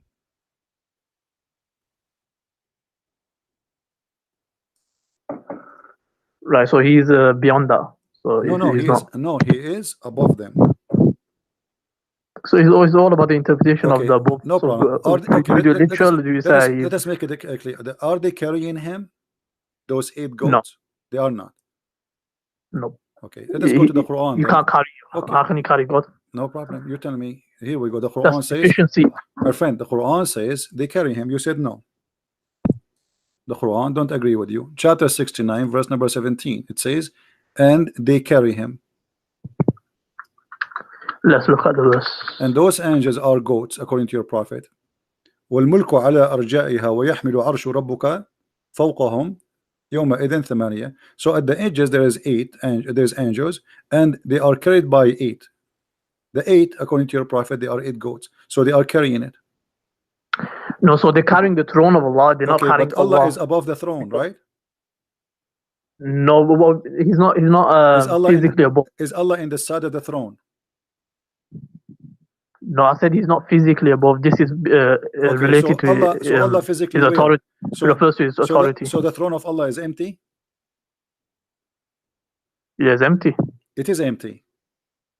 Yep. I don't know what's going to be on top of it. Where the Quran says وَعَلَى الْعَرْشِ اسْتَوَى, and on the throne he lived himself. Yeah, that's what you said. He refers to his authority. It doesn't refer to literally. No. Who said that? Who is the one who says to you authority? Yeah, this is a principle. Okay, hold on. But Allah was creating the earth and the heaven before he left up to the throne. So if the throne is the authority, that means Allah, he left the authority there, and he have no authority to create anything. But the Quran says that Allah, he created the earth, and then he created the heaven, and then he went and he leveled himself upon the throne, correct? So what does have to do with the authority? He have the authority wherever he go. Are you saying to me that the throne of Allah is a metaphorical statement, is not a physical throne? No, it's a physical throne. Okay, so it's a physical throne, so it's not an authority. That physical throne doesn't mean that Allah is doing sitting on it. It refers to that Allah established his dominance, like in the sense he established his authority. In that sense, so he mentions like Allah, just how a king has and a queen has like a throne. It establishes authority, like who's in charge and whatnot. Okay, so do Allah need a throne to have authority, or he have authority anyway? He has it anyway, but it doesn't matter if he wants to establish a throne. Is the throne of Allah created by Allah, or it exists before his creation? He was never created. So where Allah he got his throne from? He created it. Okay, so do Allah have authority before he created the throne, or he don't have authority? He has, but this is you can call it like a symbol of authority. But you said this is a throne which is physical. Yes, physical. So why Allah he will need a physical throne if he will not sit in the throne? It's just to show. Show who? Just to the angels, or you can call it people as well. So why the angels are carrying the throne if there is nobody in the throne? to show the authority. Like Okay. the throne is If so Allah massive. is not, if Allah, It's the if size Allah is of it not is so a throne, massive, and it makes people what do you mean? what do you call it, What do you you mean know, show the amazed. authority? What do you mean show the authority? He is the one who created them. What more they want? I mean, he is God, and he is God with a throne or without a throne. Show what authority? This is funny. Are you saying to me that God will not be respected unless he have a throne? He will still be respected. But what I'm saying, Okay. this is So what the something throne God for? intended to do it. So that's his choice. We don't dwell in why. I mean, how Okay. would you know why Okay. Let us until you go. ask Let him? us go back to zero. Hold on. When we spoke about Allah is above the water, and we noticed that Allah is above 8 mountain goats. Why there are 8 mountain goats? Obviously, they're not literal mountain goats, because No, they are. It just from says because who is hooves? Do you know what hooves mean? yeah, but it starts off with telling you the size of places. It probably refers No to some problem. They sort of are size. huge. They are huge, but they are goats, and they have hooves and they have hunches. Does it say that or no? Yeah, so Okay. maybe it's referring to something. What is the use of those 8 goats? Allah knows best. Allah knows best. Okay. I ask you, who is above Allah? There's no. Allah does have a place. He does have a direction. No, we have direction now, because as long as he is above those, it means there's direction. The second you say above, it means there's down and there's above. Yeah, but if it is metaphorical, then it It's doesn't not refer to anything. metaphorical, my friend. Why you keep saying metaphorical? Since when? I ask you if the throne is a physical, you said yes. So how is metaphorical? It's not metaphorical. So now, as long the throne is a physical, and Allah is above the throne, that's mean it is not metaphorical. You said to me the throne mean authority. No problem, but it's physical still. So the throne mean authority, but it's a physical throne. Is Allah himself is a physical? No. Allah is not a physical. The word physical won't be used with Allah, because he's beyond our comprehension. So when the prophet he says that Allah he will put his foot, is the foot of Allah is fiction or it is real? So okay, let's establish a principle. So we have a principle in Deen, wherever there's verses talking about movement or Allah's hands or shins, all of them will be the meaning of it is not known to us. It could refer to a metaphor. It could refer to something like that. So I never saw, my friend, I never saw a Muslim scholar he said this is referred to metaphor. Where you get this from? This is actually. Are you a Muslim Sunni? Are you a Muslim Sunni or Shia? Sunni. So why you are saying metaphor? There's no Sunni believe in metaphor about the part of Allah. Allah have hands, Allah have foot, Allah have I can play for you Zakir Naik, I can play all for you the one you like. All of them they're Salafis. Yes. So yeah, that's one valid interpretation. Forget about Sunni. What Salafi? No, not Salafi. This is your prophet. This is your prophet.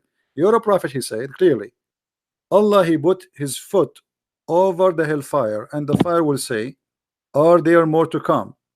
Tell Allah he put his foot over it, and it will say, Qati, Qati. Enough. Yeah. Okay. Yeah, I came across this before. So is that a real foot or not? No, it's not literal. How you know? Based on the principle of Islam. What the principle? Where is the principle? Show me where in the principle it says that Allah is not physical. The verse where Allah says the vision cannot encompass him. There's nothing like unto Allah. So as soon as you say hand, foot, you're given likeness. So whenever these verses talk about it, we would say it's not. We would negate that he has a foot, and then we would give a metaphor. So it might be a metaphor. It might be like to stop it. So by foot meaning that to stop it, not literally put his foot in. My friend, does the Quran say that Allah have a shin?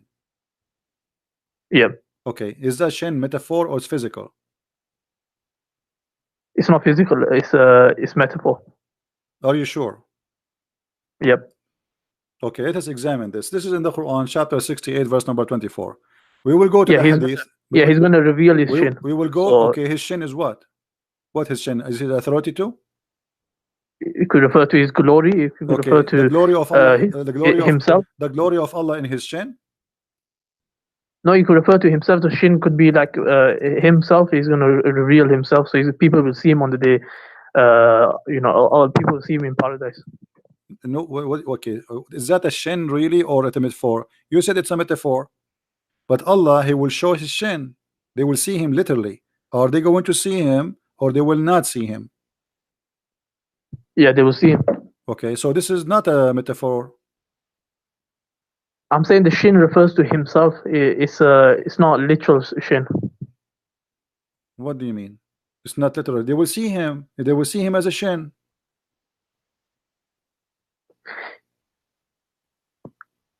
So like I've just explained to you, we have a principle. By that, we My friend, you are interpret you are these words. confusing yourself.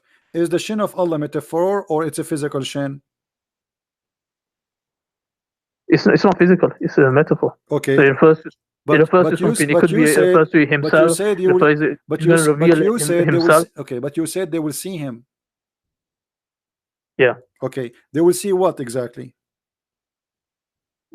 We haven't seen him. How can I describe him? No, he said shin. He said he will lay down his shin, bare his shin. He did not say it's a metaphorical. Nowhere he says that. In the same time, he says they will see him. During the lifetime of the prophet, they came to him and they said to him, "Shall we see our Lord in the day of resurrection?" The prophet said, "Yes, you will do. See him." And then he explained, "Are you going to have difficulty to see the sun in the midday?" They said, "No." "Are you going to see the sun, the difficulty to see the moon?" They said, "No." He said, "This is how you will see Allah." And then Allah, He will come to you in a shape. Is that correct?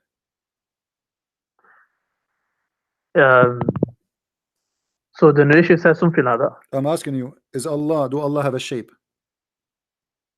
Nope. So this is beyond this narration is beyond our comprehension. How will it happen, a house and whatnot. So I thought in my understanding that Allah has a shape. So anyone who believes that Allah has a shape is wrong. Yeah. Okay. They're wrong. They can't believe that. All right, guys. Did you hear it? He said anyone believe that Allah has a shape is wrong, and obviously he's have a false teaching. That's Muhammad, because Muhammad is the one who says Allah will come to them in a shape other than the one they saw first time. Read it with me.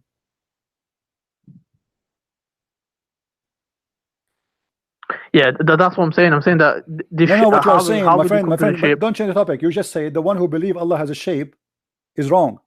You're a prophet saying Allah has a shape and He will come to you in a shape.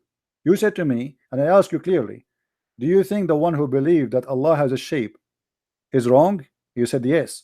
Muhammad, he says Allah will come to them in a shape nearest to the picture that they had in their mind, according to the translation. Yeah, so when it says, for example, it says here the Lord of the worlds will come to them in a shape and nearest to the picture they had in their minds about Him. It'll be so.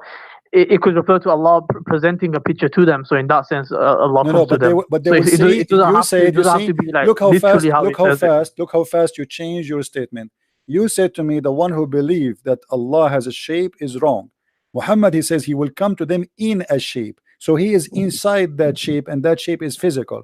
When you say shape, it doesn't say that though. No, it says that shape. The word shape is a dimension. The word shape is a dimension, and you know that.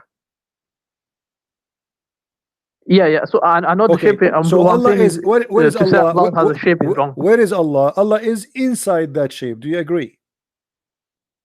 Nope. Well, it says that. Read with me carefully. Allah will come to them in a shape. In a shape. So He is in that shape. It's in front of you. What do you mean now?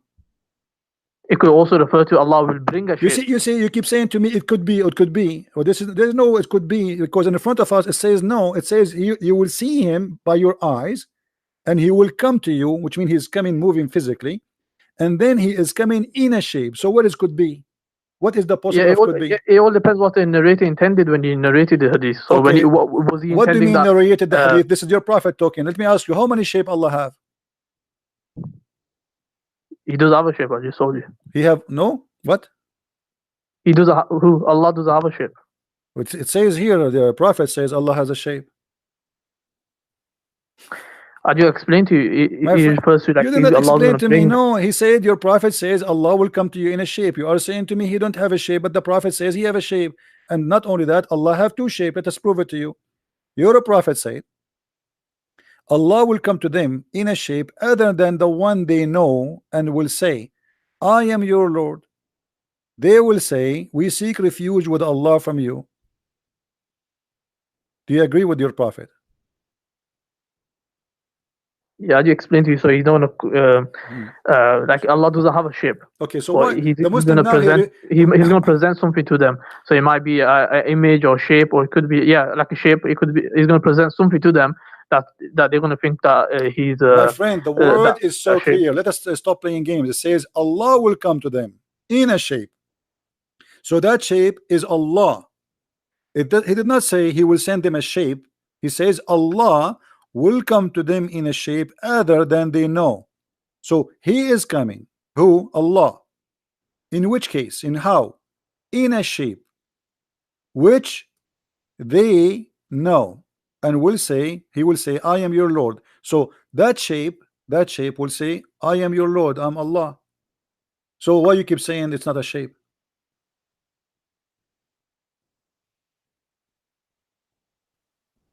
Okay, I'll look into it more, find out what's the explanation for this. No problem. How many shape Allah he have? He does have a shape, I'll just explain to you. I mean, my friend, you are really funny. Why you keep saying to me there's no shape, and the prophet he's saying Allah will come to them in a shape. Allah, he will not send a shape, he will come to them in a shape. So Allah now he have a form, and that form is a shape, and he will say to them, I am your Lord. Who is talking? The shape, which is who? Allah. And you keep saying to me there is no shape. Yeah, it's based on the usul of the Quran. What usul al-Quran? What usul al-Quran? What usul al-Quran? Where is that? There's Show me. nothing like unto Allah. So what? There's Nothing like him. unto Who Allah. said there's something like the shape? Who said that the shape like something else? Who care? It does say, like, you are assuming that the shape is like me or like you. We did not say that. He says he will come to them in a shape. So why you are jumping to make this statement? So Allah will come to them in a shape. We do not know what the shape, but yet the Muslims, he will come to them in a shape which they know, and they will say to them, I'm your Lord. And then they will say, for sure, you're our Lord. How many shape Allah you have? You have two shape. Is that true? No, but I'll find out more about the narration. No, before you find out, here we go. It's in front of us, my friend. It's in front of us. Because Allah first time, he will come to them in a shape. Hold on. Yeah. Allah will come to them first in a shape other than the one which they know. And the Muslims will refuse him, and they will believe he's shaitan. Read me carefully. When Allah he come to them in a shape which they don't know, Allah will come to them in a shape other than they know, and will say, I am your Lord. They will say, we seek refuge by Allah from you, and you know, this is our place which we will not follow you, you are shaitan. So you Muslims, you refuse what in this Allah here? What is the rejection? That is something fake is going to be presented to them. I'm asking you, what is the rejection? Why you are rejecting Allah now? Allah is coming to you in a shape. What is the reason for rejection Allah here? Why you reject him? He says to you, I am Allah your Lord. You say to him, no, you are not. We seek refuge from Allah from you, which means you are shaitan. Why you Muslim think he is shaitan? Why you reject him? Yeah, like I said, I need to find out more about the narration. You need to find out. Okay, you know what? It's very clear, but you cannot answer it because Allah here have two shape. One shape which is the shape of the devil, and that's why they thought he is the devil, and they say we seek refuge. The Quran say clearly that seek refuge when shaitan he whisper to you, al-waswasul khannas. So when you say we seek refuge by Allah from you, that means you are saying to Allah you are shaitan, and we will not follow you.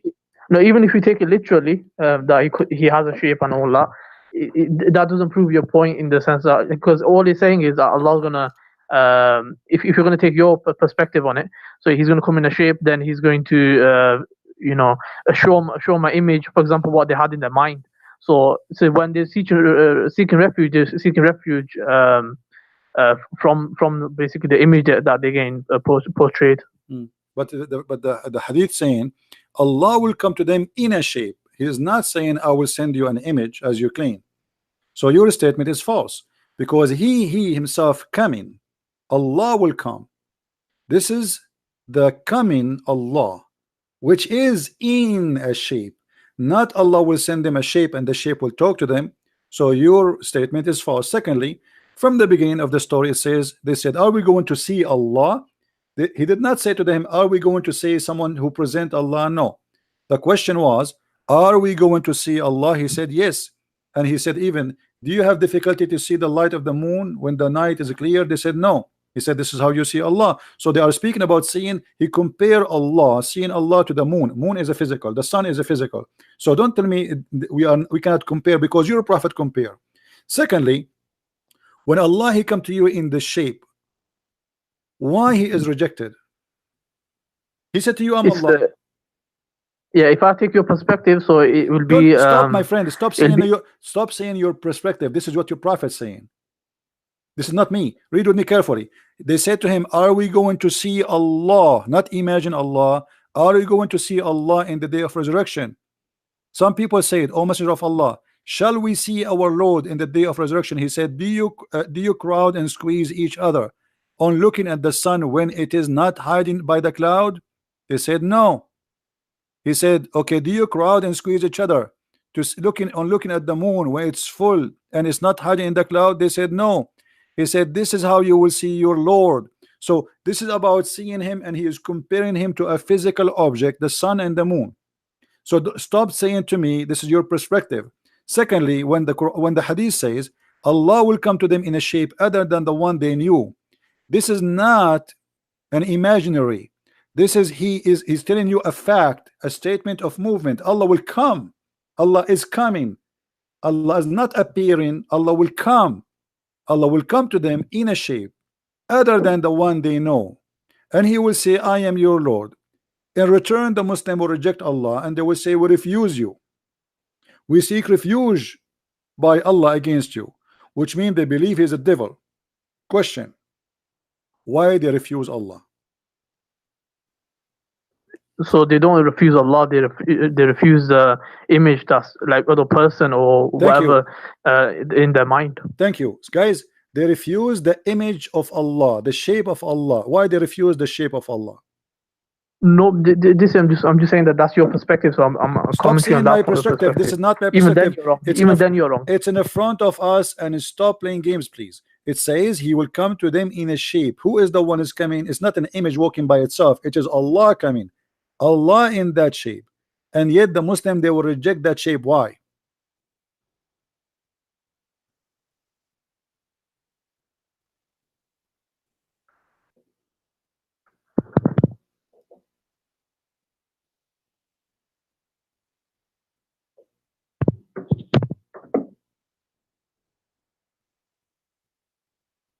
Google is not helping. I've already answered that. Yalla. So what's your next point? My point that you Muslim worship idols, because here we go, we change the shape of the idol. You don't follow the idol unless he come to you in a shape which you approve. You will not follow him, even he is himself Allah. Muslims are pagan, they worship idols. So anyone he come to you in a shape which you like, you say, okay, you are our God. When your God himself he come to you, even he is Allah, just because he changed his shape, you spit at him, you call him shaitan, you say we seek refuge with Allah from you, which means you are shaitan, just because he changed his shape. So you Muslim, you follow who? You follow a shape. Nope, like I said, he's going to be presented to them, so he's going to be an image. So Allah is that Allah? Is that Allah? Is that Allah? Is that Allah himself, the one you say to him, we seek refuge with Allah from you, or someone else? No, that's not Allah. What do you mean that's Allah? Allah will come to them. Read with me. Allah will come to them in a shape other than they knew, and will say, I am your Lord. They say to who back? They say to him. They say to him, we seek refuge with Allah from you. Yeah, like I said, I need to look into it a bit more, but I'll find out. I'll probably get back to you soon. All right, in a week. No problem, my friend. Feel free to call me anytime. You can go and search in Google, call your sheikh, and call me back. All right. All right. Okay. Take care.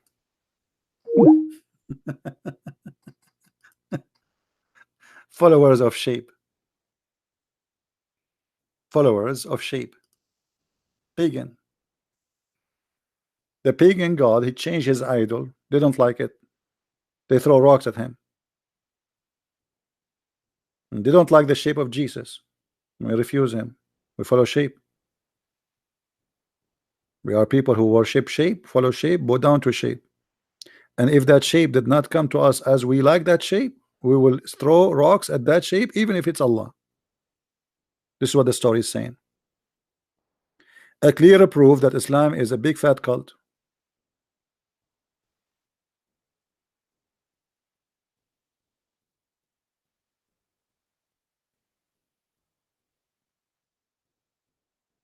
Right? It's obvious. And no wonder you refuse Jesus. You don't like his shape. He come to you as a man. You refuse Allah himself. So why you will not refuse? If you agree that Allah is your God, yet just because he changed his shape, you spit at him. That's the whole crime Allah he did now here. What he did, he just changed his shape. Muslims do not recognize their God by anything except the shape. This is what the whole story is saying to us. We are shape followers.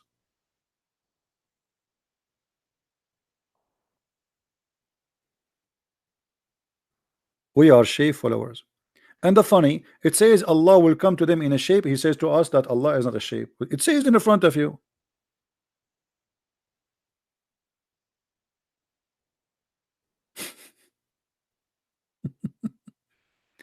And yeah, obviously Allah is inside his creation because Allah, when he changed the shape, he create. And by the way, what happened to the first shape? When Allah he have the second shape. Now Allah have two shape. What happened? We have two Allah now. We have two Allah. And why Allah is doing this? Secondly, if the Prophet of Allah he says to us that Allah will change his shape in the judgment day, why we will say to him, you are not our Allah? I mean, the Prophet he told us he would change his shape, so we should say, yeah, we know the game already. It's like we watch a movie before it happened, you know what I mean?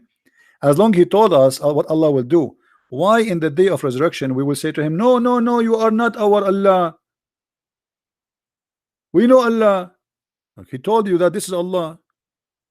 I mean, do you see how silly the story, guys? People, do you understand how silly the story? It's like saying to you that the Christian prince he will come to the house tomorrow and he will be wearing Santa Claus clothes. And then when he come, you say to him, you are not a Christian prince. He told you this is a Christian prince. He's just wearing Santa Claus clothes. What you are saying to him, you are not Allah. He told you. What a stupid story.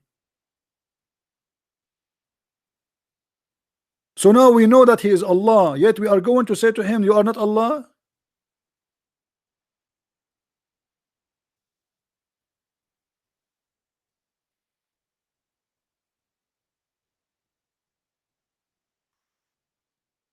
Any Muslim?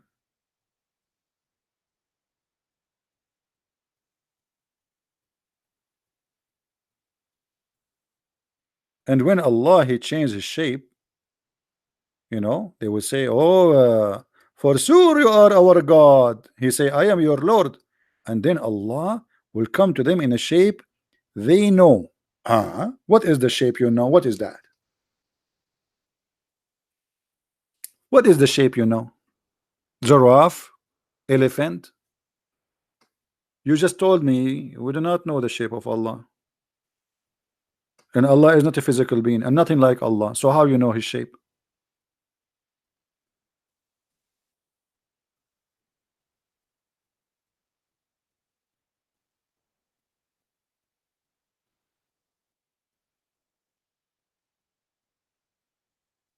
Do we have any Muslim feel like you want to leave Islam? As usual. Who's next want to leave Islam? This is religion. This is the most confusing, funny, stupid stories. So they say to us, how you worship a man? And we don't worship man. We worship God. Can God be whatever he wants? Can God be a man? Or he cannot. So when Allah he become that shape, can he become that shape or he cannot? They will say, yeah, he can, he can. And whatever that shape is, obviously it's ugly, because he is ugly to the point they reject him. To the point they thought he is shaitan. What? He have horn? He have two horn in his head? His shape is rejected to the point they believe he is Satan. What is that shape? And why Allah even doing this game? What the point? What the point of this?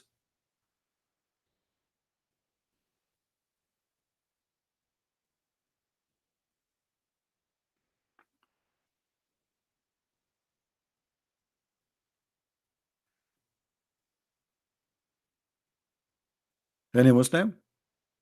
Well, all Muslims, they make video, they say Christian Prince is wrong, but nobody can answer me. I go to sleep, they start making comment. When I am live on air, as you see, I need to search.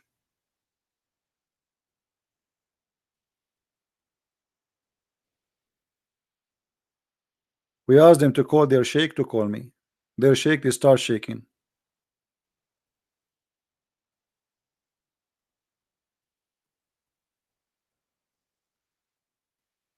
What a funny religion. And by the way, until now, nobody answered us where was Allah before the 7th century. You know, the funny Muhammad, he said, between me and Jesus 600 years. 600 years Allah was taking a nap.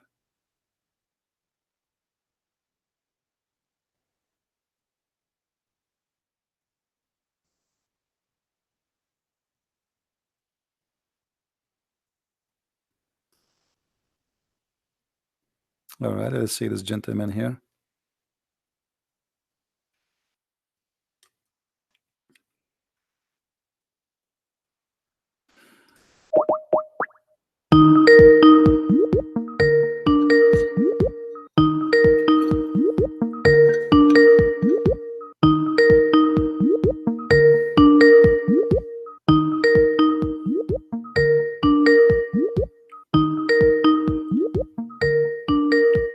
Answer, please. Well, he is not answering.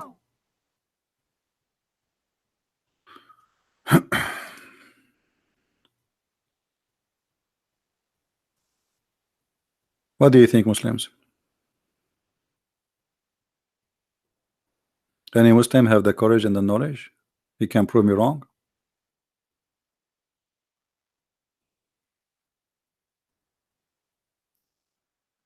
This is a very stupid cult. And look how the Muslim, they try to make it like they water the question. Maybe it could be. It could be maybe, you know, maybe religion of maybe. When they want Allah have a shape, when they want Allah don't have a shape. Is the one who have a say Allah has a shape is wrong? He says yes. We showed him that he's a prophet saying that. He said it doesn't say that because now it's too late. No, it says that. Fahim, I contacted you before. I called you before you start playing for me love songs. Obviously, you are from San Francisco, Fahim. When a man he play for a man love songs, obviously something wrong with him. Do you remember Fahim?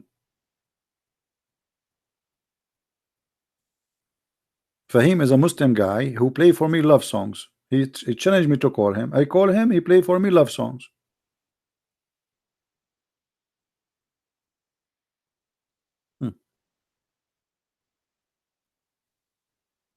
Same as he's a prophet.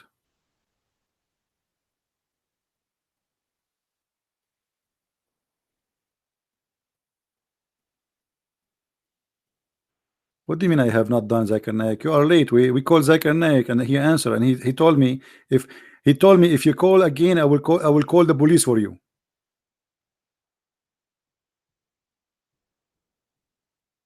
I did and I called the guy. You gave me his ID to call him a tribe tip beer.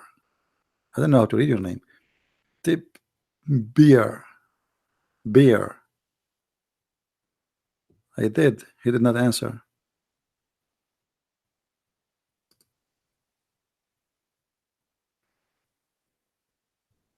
And actually, Zakir Naik, if he come here, he can destroy us, all of us. If you remember when they asked him why a Muslim woman she can't be a prophet in Islam, you know, he gave him an amazing, beautiful answer. The sitter they ask a question.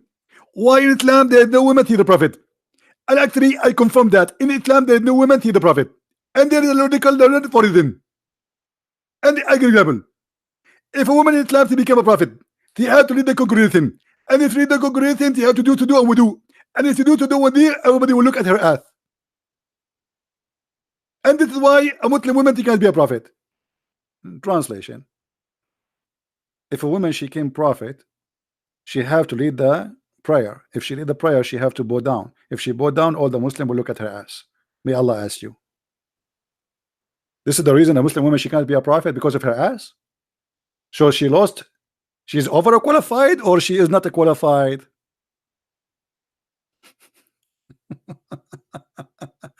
Imagine someone applied to work as a prophet, and in the resume it says she have a nice ass, and they say to her, you are overqualified for the job because your ass is so beautiful.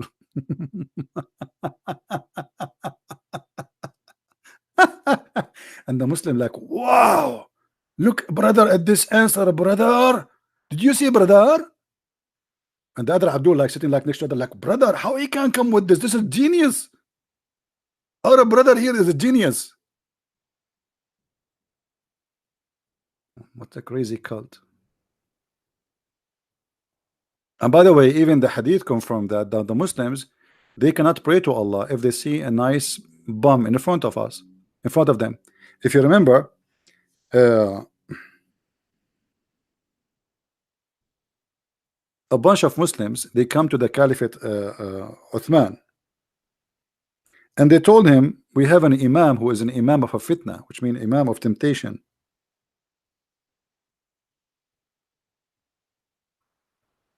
They claim that this imam is tempting them and he is seducing them. I went to Uthman ibn Affan while he was he became the caliphate, and he said to him, you are the chief of the Muslims in general, and you see what has failing to you. We are led by the prayer by a leader of fitna. Read carefully between two brackets: trials, afflictions, etc.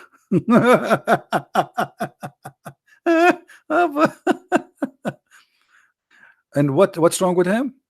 He is an effeminate person. He is what?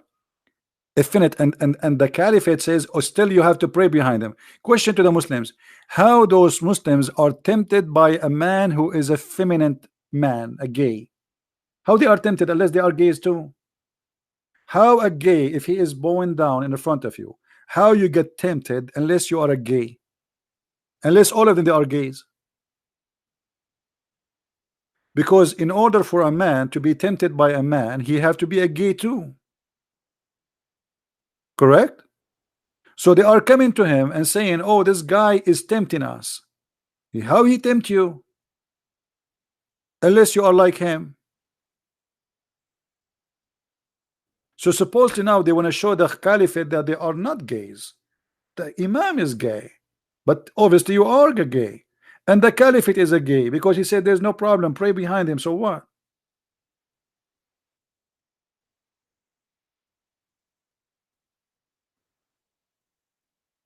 Do we have any Muslim here?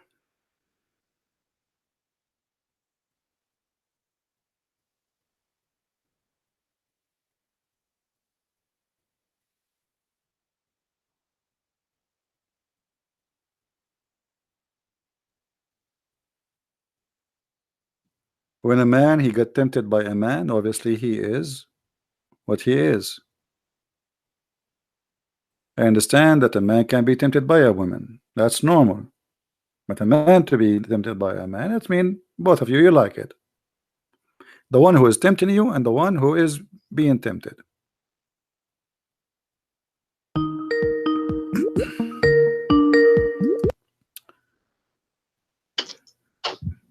Hello. Assalamu alaikum. Wa alaikum. Thank you. How are you? I'm fine. What do you want to say to us? What was that? So are you a Muslim? Yes. You are a Muslim? Yes. I know, I was looking at your text. Are you sure you're a Muslim? I think so. You are laughing. That's what Allah told me. No. I know. I sound like you are just calling to be a comedian. Are you really a No. Muslim? Yes. Okay, what do you know about Muhammad? But Mohammed, Yeah? he's a messenger of Allah. What his message? His message is that there is no God but Allah, and Muhammad is his prophet. What does that mean? It means that there is one God, and that Muhammad's message is the authentic message of Allah. So there is one God. So why Allah he says he is the best of the creators? It's symbolic language about the angels. What about the angels? That they are co-creators with Allah. The angels they create too? With Allah, they Really? help form. Okay, Yes. what they create? What the angels created? So they help him create the world. Really? Like what? Where do you get this information from? It is from Allah himself. Where? He speaks to me. Where? Allah he speak to you. Yeah. You must be a messenger too. Yes, I think so. Did he squeeze you too, or he squeezed only Muhammad? No, no squeezing. No squeezing. Do you think something wrong? I mean, don't you think this is missing? No, it's not his complete message. That's why I'm here. Oh, so you are a prophet. Yes. Okay, well, nice to talk to you. I don't have time for trolls. Do we have any Muslim?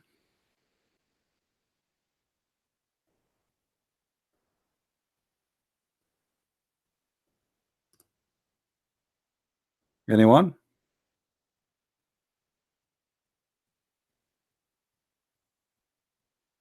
Some people looking for attention, you know. Poor people.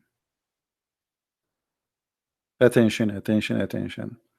When you are empty, you have nothing inside you, and you want to be seen, you need to seek attention. Some people, they make their skirt short.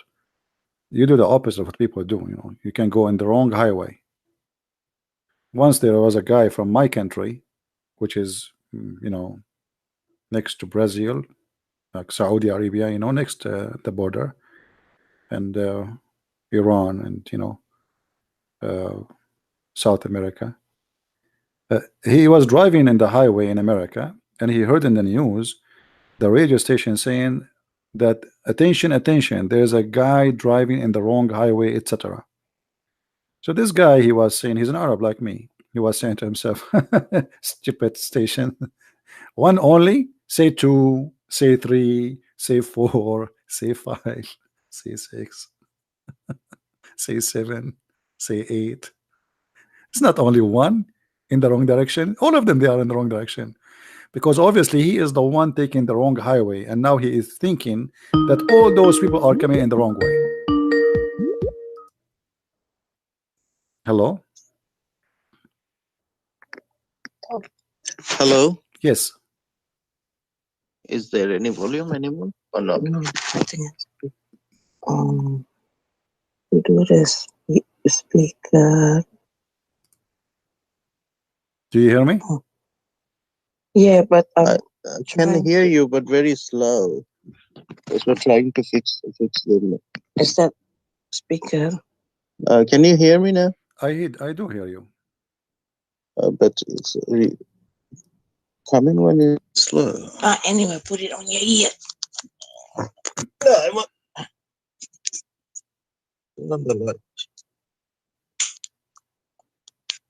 Yeah. Where it is. How you doing? I'm fine, my friend. How I can help you? Oh, that is much better now. All right. I don't want to go. I heard your few questions and answering. First things, I want to make sure that I'm not going to do any debates with you. I don't debate, my friend. I never debate. Yeah, I Muslims, just want to discuss because Muslims something are not about qualified to debate. I just try to help them, having a short conversation with them. I'm not debating Muslims. Yes, Okay. that's fine. I have no intention to debate with you. No problem. Okay. My first questions to you that as I'm representing Islam and I'm a Muslim. What does that mean? What does that mean you are a Muslim? That doesn't matter. No, I am a it Muslim. It matter. I want to know what you say. I'm a Muslim. What does that mean? I am following Islam. What Islam mean? Islam means peace and obedience. Where it says that? Hmm? Where it says Islam mean peace? Where you get this from? In the dictionary. What dictionary? I am an Arab. We don't have such a thing in dictionary. The word Islam in Arabic mean to surrender. Okay, there are a few meanings. It could be multi-meanings. No, the word peace in Arabic is salam. The word Islam is totally the opposite of salam. Yes, you have. So in English you say known. What do? You put a letter before it. It says unknown. So Islam is not salam. It's the opposite. Islam. You surrender in war, not in peace. That is the things. You are from Arabic. You are telling one side meaning. There is another meaning that the rest of the world knows. I'm asking you to show me where you get from. Are you just a person who copy paste? I am assuming that you are a mature adult man and you know what are you talking about. So where you get this from? Okay, fine. We will stop that matter here. I will call you back later on and I will find where it says that Islam means is peace and obedience. Okay. I'll find and then I will come back to you. We will stop here. Don't hang up. And no. Okay. What do you want to say to us? Okay. I'll call you back tomorrow. I'll call you back tomorrow. No. Continue. What do you want to say to us? I want to hear you. You call me. I want to hear from you. What do you want to say to us? Okay. Now you will tell me what does Islam means. What is wrong with me that I am following Islam is wrong? Islam is a religion of war and violence and killing. Your prophet, he says, I've been ordered to slaughter all mankind unless they convert to Islam. Yes or no? Yes. Okay, so how you say to me Islam is peace? If I just say to you, you're a prophet, he said, I am ordered to slaughter all mankind unless they convert to Islam. But you just said to me Islam is peace. How Islam is peace, but you want to kill all mankind unless they convert to Islam? Yes. That is based on the situation. It's not today and not about now. Doesn't matter. Islam is what is given to Muhammad. Time you have to go. That is the problem with the people. People misrepresenting and misinterpreting the Islam message. But you just said after I said to you, the Prophet said, I've been ordered. Saying that what was the contents. My friend, you are the one who said to me after I said to you, you are the one who answered. I said, your prophet says, I've been commanded to slaughter all mankind unless they say that Allah is God and I am a prophet. And you said yes. So what misinterpretation and mispresentation? Muhammad, he mispresent Islam? You agreed. You said yes. Allah ordered Muhammad to slaughter all mankind. Okay, what kind of a prophet he want to slaughter all mankind just because they aren't Muslims? Look, you are a very knowledgeable person. You did lots of research and you are doing it. I'm just a normal person. I'm not a scholar. My friend, I'm trying to talk to you as an adult. I'm not attacking you. I'm not insulting you. I'm having a nice conversation with you. Hype me up. Okay, I'm helping you. No problem. So I'm talking to you. You are a smart person. And I'm asking you, like it's just a conversation. It's not a debate. So as long as Islam means peace, as you said in the beginning. But Muhammad says, I'm going to kill everybody unless they convert to Islam. What is the peace in that? First, I have to know that why he says that, and when he says that. He said that clearly. He said why. He said, I mean, you are saying to me, I need to know why he said that. He told you why. He said, unless they say that there's no God but Allah, and then they pay me the money, and then they pray as we pray, and then they slaughter as they slaughter, and they face the Qibla, which means the Kaaba, and then if they do that, only if they do that, I will stop shedding their blood and their property is protected. Where it says, can you give me the reference, please? I have to have a look. I don't know. No problem. That. Do you see my screen? No. Cannot CP because it's on my phone. Okay. I cannot show him. I will send you the link. I will send you the link. There's many references, but I will show you the accurate, sahih, correct ones, and you can read it when you want. Oh, sorry for that. Anyway, can you tell me the statement again, please? If you don't mind. The Prophet said, and I'm reading in front of us, he said, I have been commanded that I should fight against people till they declare that there is no God but Allah, and when they profess that there is no God but Allah, their blood and their richness granted protection in my behalf, except where is justified by the law. So Muhammad, he says that this is Sahih Muslim, hadith number 21c, and we can show you more hadith. There's endless of them. The Prophet, he says, Sahih Bukhari. Sahih Bukhari is more authentic than Muslim. I'm sending you a link now in your Skype, so later you can open them and you can take a look. It says, the Messenger of Allah, he said, I've been ordered to fight. The word fight here is coming from the word uqatil, which means fight, to kill. So I've been ordered to slaughter all mankind. Tell the people, say, none has the right to be worshipped but Allah. And if they say so, pray and pray like our prayer, face the Qibla, and slaughter as we slaughter, which means not only you have to say the Shahada, you have to pray as he pray, you have even changed direction of the prayer, and even the food you eat, you have to slaughter as he slaughter, and then only then their blood and their property will be secured from us, which means Muhammad will not rape your wife, will not take your children as slaves, and he will not cut your neck. Only then. Muhammad here saying, if you don't do that, I'm going to take your money, I'm going to take your blood, I'm going to rape your wife, and I'm going to kill you as a man. And yet you say to me, Islam means peace. And all of this, why? Because you are not saying Allah is God. Yeah, true. Okay, so how Islam is peace, as you told me? I didn't see anything wrong that you state. I mean, what is the peace, my friend? Where is the peace? What do you mean we're wrong? So now, because you don't believe in Jesus, can I go and kill you and rape your wife? Is that okay for you? You are saying it's okay? No. Okay. So why it's okay for the prophet? Why it's okay for the prophet to rape my wife, to take my blood, to take my property, to take my children's, just because I don't want to believe in Allah? You are saying it's okay. There's no problem with that. No, that is not been saying. That is in the different situation. The circumstance. No, not situation. He says, I've been ordered to fight all the people. All the people. What situation? Your prophet is the one you follow, and he is saying his message. This is Islam. Islam is, I've been ordered to fight all mankind and kill them, unless they do the following. So what situation? The situation is the following. You say Allah is God. I have to know about that. You knew about that. You know the meaning and you know the hadith. You gave me the source. I will do some research and I will be back to you. No problem. Take care, my friend. Take care. To be. And Islam is peace. I feel sorry for those Muslims. Many of them, they have no idea what they are talking about.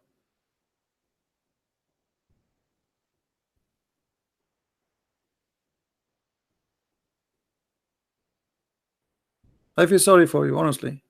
I don't think you're a bad person. I think you're just fooling yourself, going in denial, and you say, what's wrong with that? I mean, what's wrong? Don't you want to use your brain? Use it. God, he gave you a brain. And you know, and the funny, he says to me, Islam means peace. And then he agreed that the prophet, he want to kill everybody.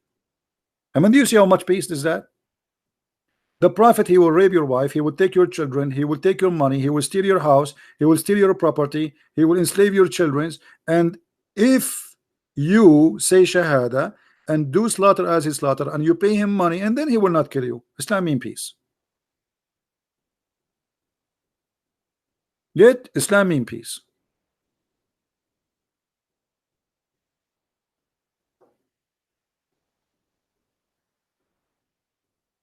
I feel sorry for you. You are going in denial, my friend. You are trying to deny the fact and the madness, and this guy is a criminal. Imagine now we say, okay, we are America, we have the most powerful weapon, America and Russia, and now all of you, we have 24 hours. Either you convert to Christianity, or we are going to come and destroy you and take your money and blah blah blah blah blah blah blah blah, and then we say Christianity is peace. And actually, if the Muslims have the weapon which America have and Russia have, trust me, the whole earth is going to convert to Islam in 2 days. Because either you convert or you die. Thank God they don't have those weapons. And actually, if they have this weapon, the first thing they will do, they will kill each other. Both of them now, Sunni and Shia, they are making weapon to fight each other because they hate each other. Islam is peace.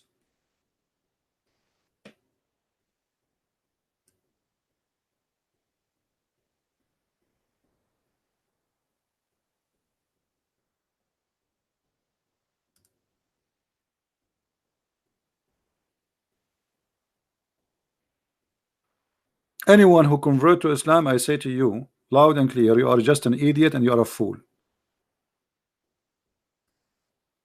I don't decorate the words, I say it as it is. Because how you follow such a man?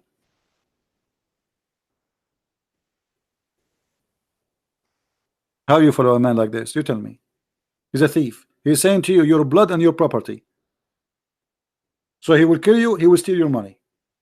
And that supposedly is halal, lawful. What is lawful about it? So a little farmer who live in China, he have no idea, he never harm anyone, working in his farm. Muhammad have the right to kill him, take his wife, take his children as slaves, slaughter him, and take his land and his money.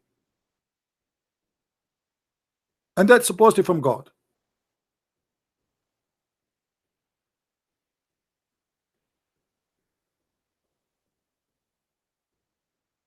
Somebody says to me, let me show you what this guy said. His name is a free bird. He said, when the angel of death when the angel of death come to you, you will cry. You will cry asking for forgiveness for Allah. No, my friend, do you know what I would do? I would do as Musa, because I play karate. Is it true that your prophet, he said that when the angel of death came to Musa's, he broke his eye, he took it off, and he broke his wings?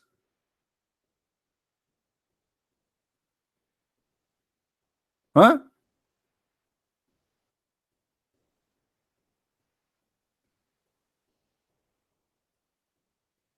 How Allah, if he will punish somebody, he sent his angel, the angel of death, and if he say be is going to be, which means you say die, he die. And then Allah, he sent his angel, and then Musa's,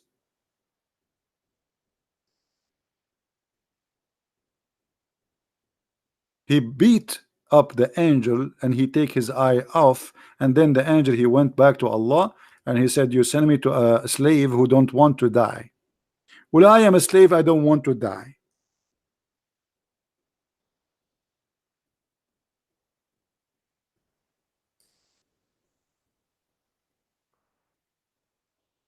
Are you there? Read and laugh. This is your prophet in the story. Abu Huraira reported that the angel of death was sent to Moses, peace upon him, to inform him that his Lord summons. When he came to Moses boxed him. Moses what?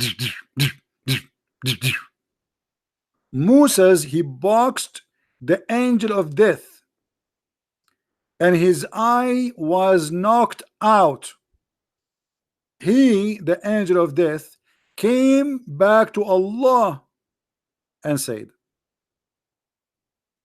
you send me to a servant who do not want to die. Allah restored his eye in its a proper way. Boing. What is that? Allah, he restored the eye of the angel back in its proper way. So the angel, he went to Moses because Allah sent him, and Moses don't want to die. I mean, what you can do about it? What you can do about it? You can do nothing. That's it. Allah, he sent an angel. Have you ever heard of an angel? He was sent by God, and then you hit him and you knock out his eye? Huh?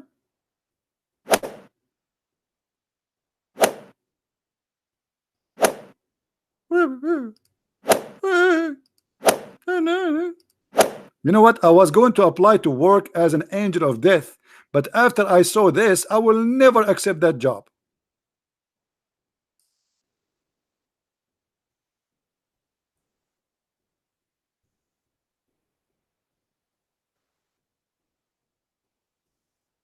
So don't tell me about the angel of death. And since when You can change the day you want to die. If Allah said to you, you will die here, and that's it, you beat the angel and you send him back, and the angel went back, and my eye, look what you did to me. And Allah says, Habibi, Habibi. Allah is a Jew. Habibi Muhammad, Habibi, Habibi angel. What happened, Habibi? Oh, they sent me to Moses, and he put me in my eye here. I'm going now, Nino. He had no one. And the Allah, he said, okay, to the angel, okay, lay down, and let me get some first aid, and I will fix it for you. He put his eye back in the proper place where it was before. I mean, his eye was where after he beat him? It was in his nose, in his mouth, in his bum. Where? His eye came out where?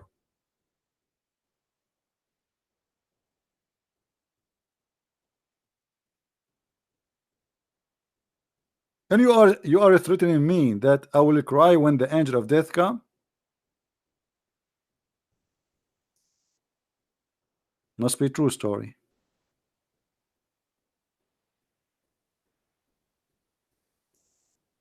So this is what you have for me? Angel of death?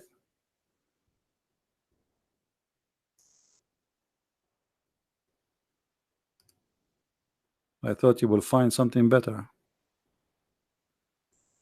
Do we have any Muslim want to say something?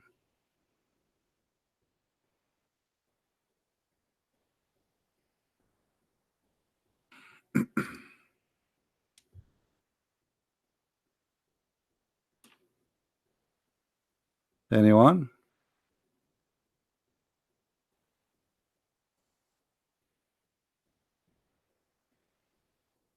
And not only that, after that, Allah negotiate with Moses for how long he will live. He sent him back and he told him, okay, you don't want to die? Okay, now put your hand in the top of this cow, and you will live as many as the hair under the skin of your hand. You see it? I mean, have you ever heard of this? Oh, how long Moses live? There's 1 million hair in the top of the cow, especially it's an ox. He lived as much?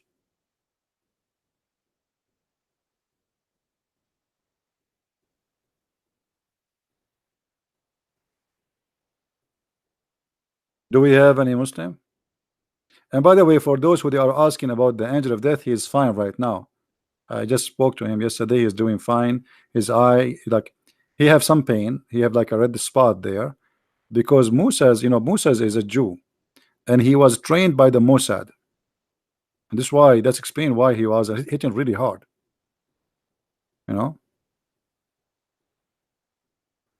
Moses decided to die on the spot.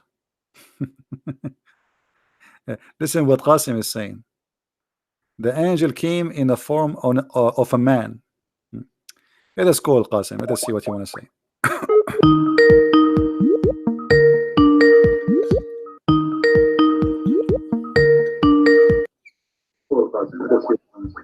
Okay, Qasim, tell us what happened. Mute you too, please. Yep. Yeah, what happened, Qasim? Explain to us. So Allah, he sent his angel to Moses. Yeah, so he came. He used to be the angel of death. Used to come in the form of a man in the previous time. So he came in the form of a man. Oh, and so Moses this is in the previous time. He was the angel. This is Moses didn't know he was the angel, so okay, he hold on. Where do you get this that from the previous time? So after this day, the angel, he don't come as a man no more? That's our understanding based on because he used to come in the physical form, so you can see him in the as a human. So where do you get this from? That the angel of death, he come to you in a physical form, and a physical form of a man? From this narration itself. Where it says? He says his eye came out. What? He says his eye came out. Will Allah have eyes? No, he doesn't. No? Okay. Allah don't have eyes. Okay, here we go. This is Europe. Hold on. You're a prophet. He says Allah is short and fat, and he have big ass, and he have two eyes. Here we go. Let me show you. No. But don't tell me no. I'm talking to Christian Prince. Here we go. That's your God. No, that's not my God. This is your God. Here we go. This is your prophet saying that. Read it carefully, and I'm listening.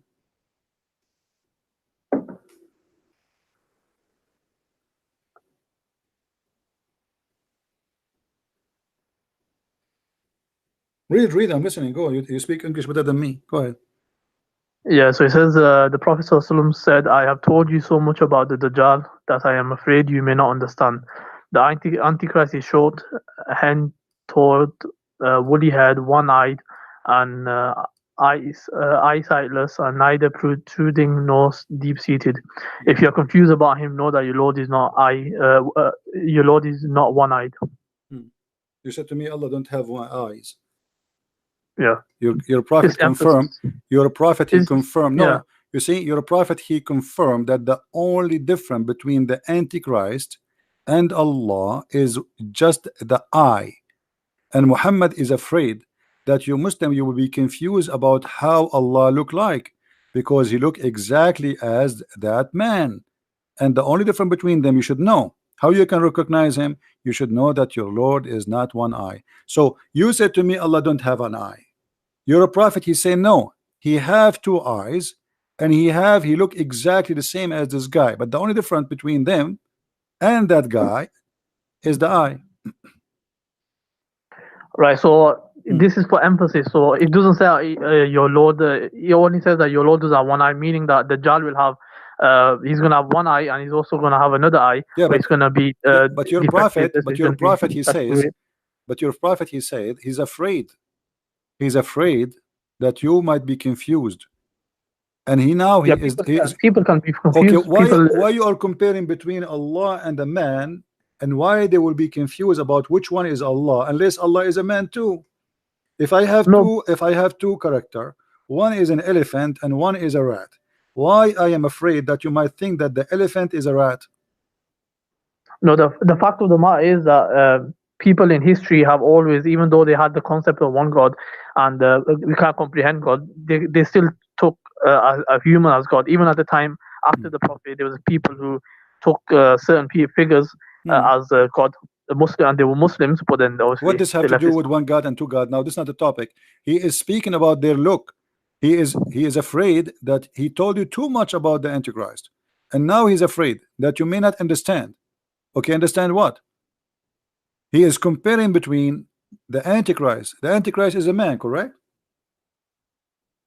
Yeah, he's a man. Okay, he's a man. So why Allah is compared to a man, and the difference between this man and Allah is one eye? If Allah is not a man anyway, I mean, why we are going to compare between this guy and Allah? He should compare between this guy and the Messiah, because in fact there's no Antichrist in the story here. This is a false translation. It says Al-Masih Ad-Dajjal. So the false Messiah, the guy he is claiming to be the Messiah, he is not claiming to be Allah. So why Muhammad comparing between him and the look of Allah? He should compare between his look and the look of the Messiah. So the interpretation that's going to be given is that this is emphasis on that Allah doesn't have any defect. But this is not the problem. He is saying he's afraid. He's afraid. He's afraid that you not understand about what? He's afraid that they might think that he is Allah. This is why he's comparing between him and Allah. He should compare.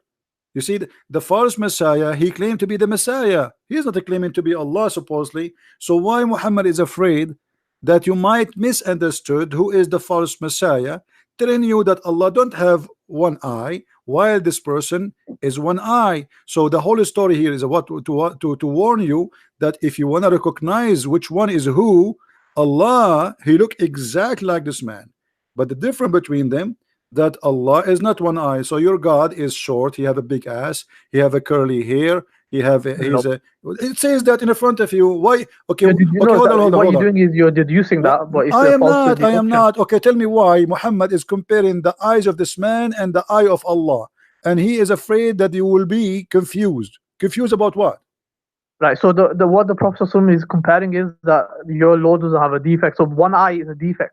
Well, thank you very much. Allah don't have a defect, guys. This is a good news. I mean, this is funny. So you are telling me that Allah don't have a defect. This is not the purpose, because he can say Allah is perfect and that's it. But why he is comparing between him and the man? How you Muslim, you say to us Allah is not like anything. You just said to me just 15 minutes ago, you said that. So Allah is unlike anything. So what it's mean to say Allah is not one-eyed, comparing him to a fat short man? Why need to compare him to a fat short man? So the Prophet, he gave like an example for us to relate to. So it's relating that, look, this person will have a defect, but your Lord doesn't have any defect. So that's what it refers to when it says one eye. Okay, so what we learn from this now? So what we learn from this? This person have a defect. Allah don't have a defect. So what? But why he is comparing him to Allah? Is that an insult? When you compare a man to God and you say the difference between them is the eye, that means the other person, both of them, they are the same, from the same kind, from the same equality. The only difference between them is an eye. With the Dajjal, he's going to be able to bring the rain down, so, and he's going to be able to give life to the dead. Okay. So with all these miracles, okay, but isn't it enough? Isn't it enough to see that he is a man, to know that he is not Allah? If Allah is not a man and he is coming as a man, so we should know that this is not Allah, unless Allah is a man too. No, people can easily confuse it. That's the thing. Okay. So now, if a man, he can bring rain from the sky, and he have an eye which is a problem, that's mean he is the false Messiah. Is that correct? Yeah. So he's a false Messiah. What if this guy? What if this guy he go to Thailand and he fix his eye? Are you going to accept him? I mean, since when we know a person to be a false or not by the look of his eye? He can make a surgery. A person, according to your prophet, this person, he can cut a human being to pieces and he can put them together again. So he's extremely powerful. Can't he fix his eye? The one who cut a human being twice, he cut him by the sword and he make him two pieces and then he put him together. Can't he fix his eye? No, there's only certain things he can do. Ah, certain things like controlling the nature. I thought the one who can send down rain is Allah. Yeah, so this is a test for the mankind. No, that's why Allah. Okay, Allah, hold on. Okay, are you saying to me that the false Messiah is an employee of Allah? It's a test from Allah. This is not a question. Are you saying that Allah he sent him? He worked for him to deceive us? No, he's going to be Allah will send him as a test. This, you see, you just keep saying to me he sent him. You keep saying to me he sent him. Okay, as long Allah is the one who sent the Dajjal, it's mean the Dajjal, he is a shaitan, work for Allah. So Allah also created the devil in your belief as well. No, no, hold on. My God, he created the devil as an angel. He did not create him to be a devil. He decided to be a devil. So God, your God knew the future as well. My friend, so what? Still we have my God, hold on. My God, he knew Muhammad is an evil. He let him live the same as the shaitan. That's not changing a thing, because in Christianity we don't believe that God he decided our destiny. In Islam you do. Now you just said to me that Allah he sent the Dajjal. Who is the one who sent the Dajjal? Say it again. So obviously Allah allows this person to have like powers and all this. This is another question. Who is the one who sent the shaitan, the Dajjal? It's going to be a test. This is another question. You see, you are trying to avoid the question. Who is the one who sent this false Messiah? You can say Allah is going to send it. Okay, so this Dajjal is a messenger of Allah. No, it's a test from Allah. You won't call him messenger. If Allah there's no message he's going to deliver. If Allah he sent you, listen. A second ago you said Allah is the one who sent him. As long Allah is the one who sent him, that means he is a messenger of Allah. You don't become a messenger just based on the fact that something is being sent. That's a very. Okay, but the second you say Allah he sent him, that is mean this creature, this shaitan, is obedient to Allah. He's doing what Allah asked him to do, so he's a good person.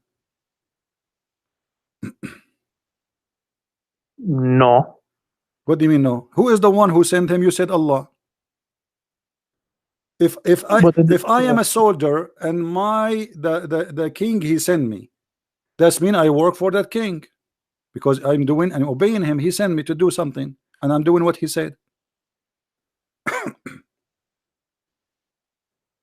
He's basically by the nature itself he's evil, so he's been created, and then Allah allowed him to appear on earth. It's not allowed him. You said to me, everybody heard you, that Allah he sent him. Correct? Technically, yeah, but okay, not technically. No, he sent him. Did he send him or not?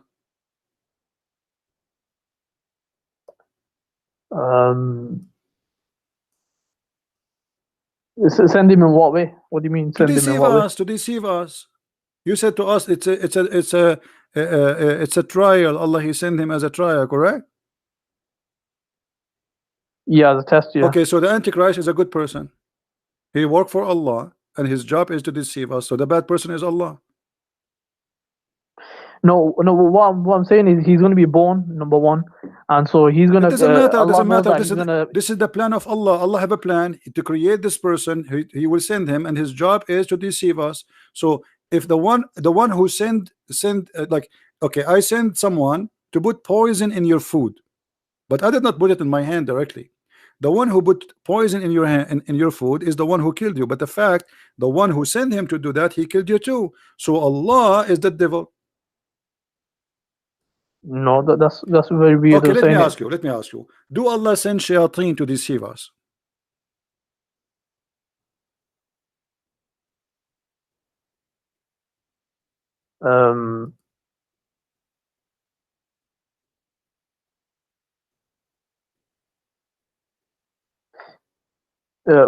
What do you mean send? Like did he? Don't tell me what do you mean. I'm asking you. Do Allah send shayateen to deceive us? It's either you say yes or you say no.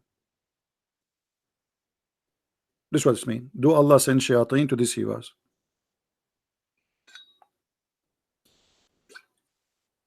I'm not sure. Who is the one who sent shayateen? Do shayateen work for himself or he work for Allah? They don't work for Allah. They work for who? They work for the Iblis. Okay, and who is the one who sent Iblis to deceive us? Is that Allah? No, Allah didn't send him. Okay, so if there is somebody sent shaitan to deceive us, do you agree that he is evil and he is bad? No. So guys, do you see? Because he's afraid I'm going to show him something and he will be sorry. So he just admitted that if somebody sent shaitan to deceive us, he is not bad. So why shaitan is bad? If he is sent by someone to deceive us, why the one who deceive us is bad, but the one who sent him to deceive us is not bad? Because it depends why is the devil being sent in the first place? Why he sent? I'm asking you. He sent to what is the job of the devil? To deceive us, correct? There's a bigger picture to it. Yeah, there's a big picture to it. Allah has a big picture. No, this is not about picture or a small picture. You know what I'm talking about. If the shaitan deceive us by his will, or it is Allah will, he send him to deceive us. The shaitan does it by it's his choice. His choice. Are you sure? Yeah, that's his choice. Like he decides that Iblis, he's the one who. But Allah knew this that's gonna happen. So just like in your belief, your God knew that it's gonna happen. If you are truthful or not. This is the Quran. It says that Allah he made for every prophet enemies. He appointed for every prophet shaitan.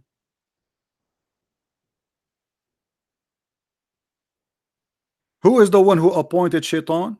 Allah. You said to us, lying, sorry to say that it is not Allah who sent shaitan to deceive us. You said it's by his choice. But the Quran says, thus have we appointed into every prophet an enemy from the devil and the mankind. Yeah, so how does he appoint it? That's the question. So is he? He appointed them. You see, did he create it and then stop playing games? When I say appointed, it's mean I give command. He is the one in charge. He is the one who sent the devil. So Allah he sent the devil to deceive people, and he here even speaking about sending shaitans targeting his prophet Muhammad. Is that correct? Okay, so the meaning of appointed is that I basically decided beforehand, or designated. So it's basically Allah decided beforehand. Okay, so here we go. So I said to you, if shaitan is doing what Allah want, why we think shaitan is bad? The fact the real shaitan is Allah. Because if shaitan coming to me, he's sent by Allah, and that means shaitan is a good person obeying Allah. He is a victim. In the court of law, if a soldier receive an order from his captain to shoot somebody, The one who should be taken to the court is the one who gave the order, not the soldier, because the soldier, he have no choice. So according to the Quran, Shaitan is a soldier of Allah, and he is a good person. The real devil is Allah, for he is the one who decided to deceive even his prophets. No, so with the devil, he's by the nature itself, he's evil. So with friend, with if Allah, the he's devil, the one who appointed him.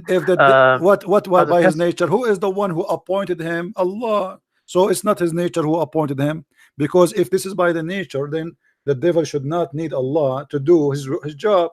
But what the verse saying, that it is us, it's our command to appoint to every prophet shayateen. Not only but one. in your belief, you got the same thing. You can't be a hypocrite on this. No, we don't, my friend. Shaitan, he was created as an angel, and he refused to obey God, and willingly. Didn't your God know the future? Doesn't Did matter. you not know that that's what's there's gonna a happen? huge difference between God. He made him Shaitan to be evil. You see, I can say, okay, God created evil, but he did not create really evil by creating evil. He created angel, and that angel decided by free will to be an evil person. But here, Allah created Shaitan, and he gave him a job, and he worked for him, which means Shaitan is a good person in Islam. Let me ask you. No, Allah didn't say to the Shaitan, let me ask you. Do you go to heaven because of your belief and your deeds? By the mercy of Allah, ultimately it's going to be by the mercy of Allah. So what do you mean by the mercy? Is that by the mercy or by the destiny? What do you mean? Okay. When Adam, he commits sin, did he commit sin, or Allah, he made him commit sin? Adam didn't commit sin. He committed a mistake. He made a mistake. Okay. Is that was a choice, or Allah, he forced him to commit sin? Yeah, that was his choice. He made a mistake by choice. By choice. Yeah. So your prophet is lying then? How? Because your prophet, he said no.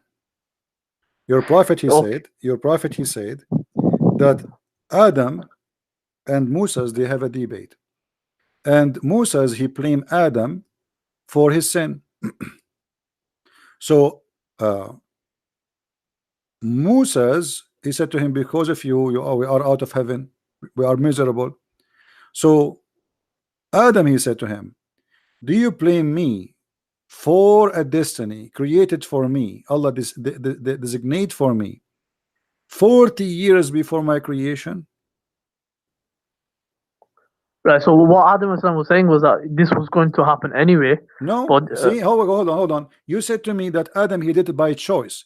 Adam saying, do you blame me? Which means you cannot blame me. Do you blame me for which Allah, for an action which Allah had written in my fate 40 years before my creation? So the decision of making sin in Islam is the decision of Allah. Allah, he made us sinners. He is the devil.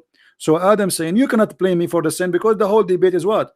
You, because of you made us out of heaven. Adam said, do you blame me? Which means you cannot blame me. Allah, he wrote my sin before he created me. It's a destiny.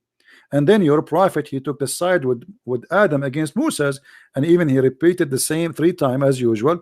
Adam confuted Moses, Adam confuted Moses, Adam confuted Moses, which means yes, Adam sin, it's not his sin, it is the sin of Allah. Allah is the devil and Adam is a victim.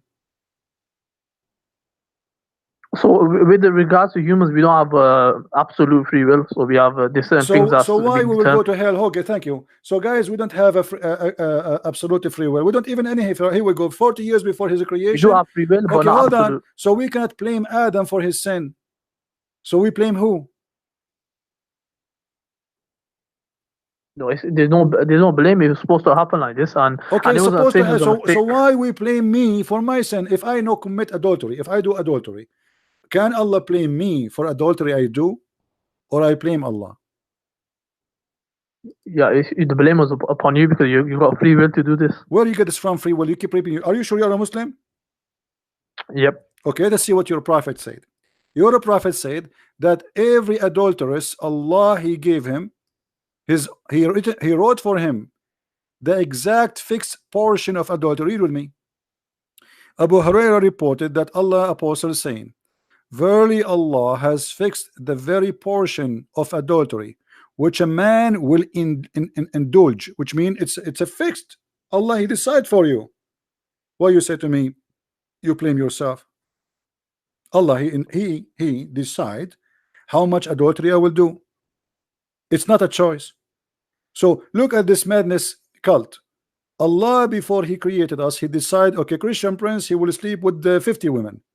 And then Allah said, kill a Christian prince because he sleep with 50 women. Who is the stupid here? So because Allah knows the future, so He this is not knowing the He knows future. how much He will do, so that is fixed. Read carefully. This is not knowing the future. This is a decision made by Allah about how much we will do. This is not knowing. Read carefully.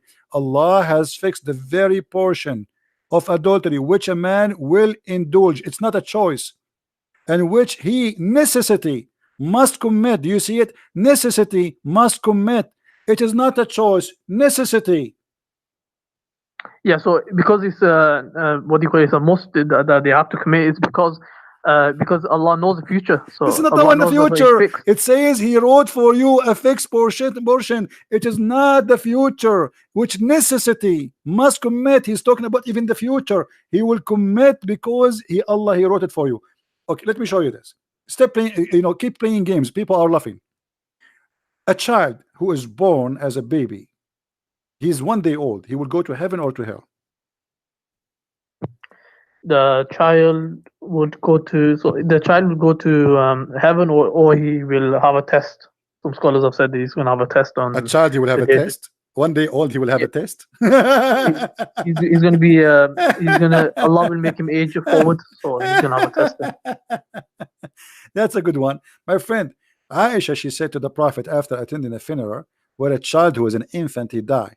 She said to him, this child, he will be a child of paradise, bird in the paradise. And Muhammad, he says it might be the otherwise, which means he might go to hell.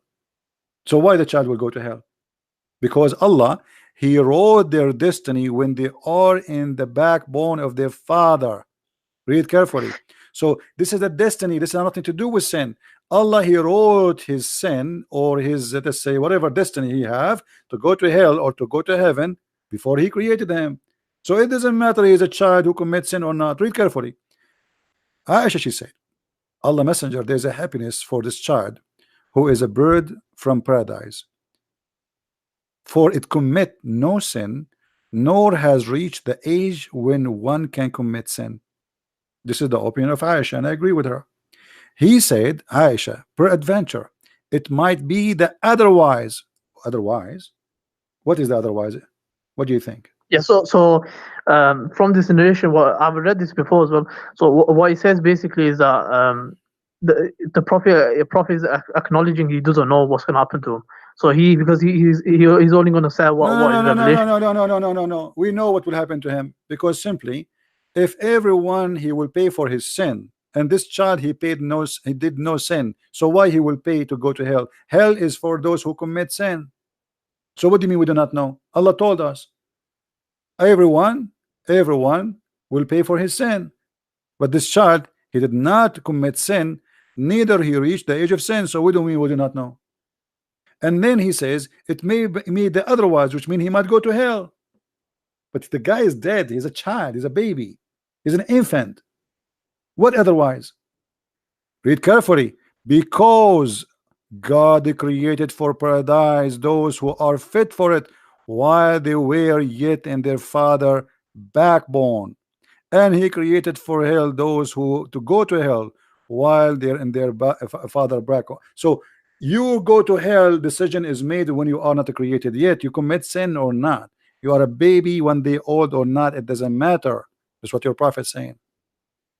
So it says here that the prophet said it may be otherwise. So he says it may be, so that's not certainty. So we don't know what's going to happen. No problem. It may be the otherwise, because why? Because Allah, He created you to go to hell or to heaven when you are in the backbone. By the way, the child doesn't come from the backbone. This is a mistake from Muhammad, scientific mistake.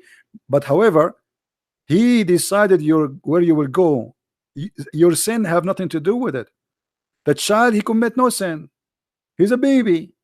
And Aisha, she confirmed that. She said, there's a happiness for this child who is a bird from paradise, for it commit no sin, nor has reached the age when can commit sin. So this is a very pure bird, little child who died. Yet Muhammad is saying, well, you are wrong, because Allah, he make a decision where people will go to hell or to heaven before even he created us, which means Islam is a stupid cult. It doesn't matter really what you do in your life. Allah, he made decision already. Do you agree? No, so it does matter, because within that, what's the creed is Allah give us okay, let me ask you. free will. Okay, let us solve this problem. If you are a person who pray to Allah 5 days a week, five times a day, all your life, and fasting Ramadan, and even going to jihad, etc., are you going to go to heaven or no? Do Allah promise you heaven? Yeah, if you do that, then Allah has promised the paradise, so we have hope. Well, that's not binding on Allah. You're a prophet, have different opinion. You're a prophet, he said the following. Read with me carefully. You're a prophet said that a person, he might do the people of heaven. Let us show you the hadith. Yeah, and then his last action might be bad, and then he's gonna go. Yeah, but his last action is what? Is what Allah written for him, correct? That's his own choice he made. No. Stop lying. Shame on you. It says in the front of us. Okay, read with me, please. We have free will. Okay, read with me. Okay, read with me, please. Okay. Here it says, then the soul is breathed into him, etc. And then he swear by Allah, saying,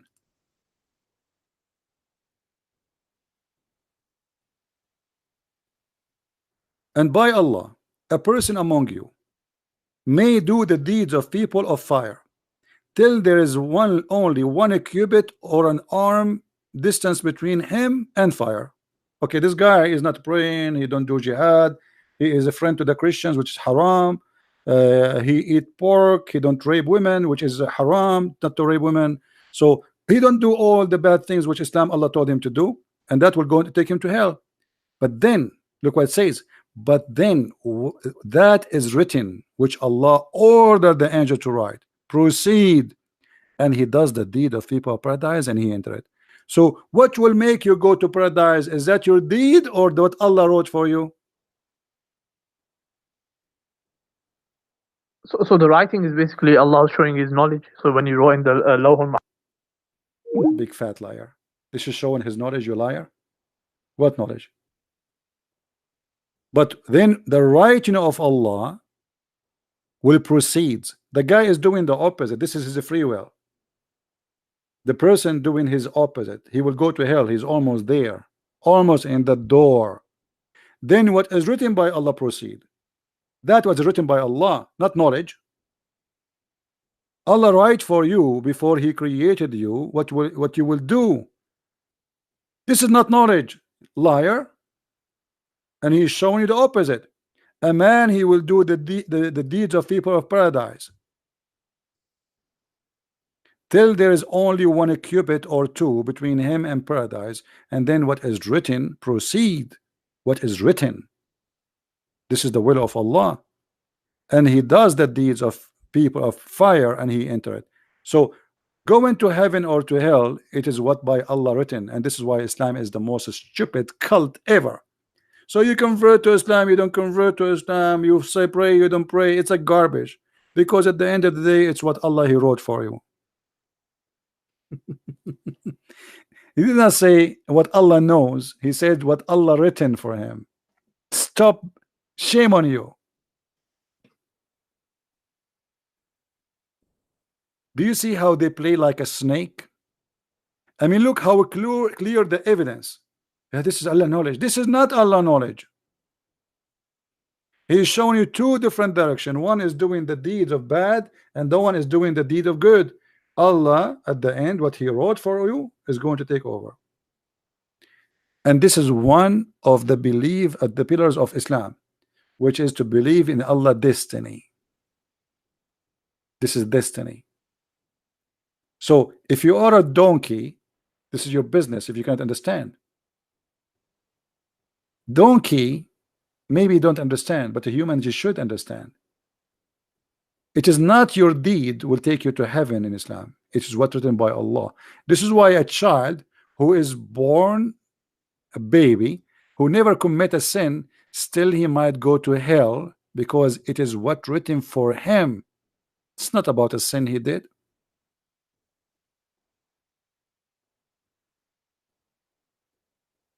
And the funny, he said that a child, he's a baby, infant, Allah will give him a test. What he will give him a test? He will give him milk and wine.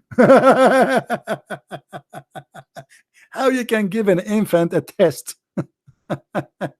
Hey infant, do you like pepperoni or the nipples of your mom? Okay, you fail. Take him to hell. He said he want the pepperoni. This is made by the Western. It's haram.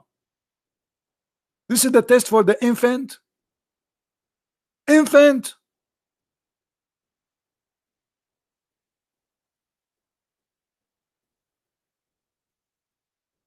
What a crazy cult.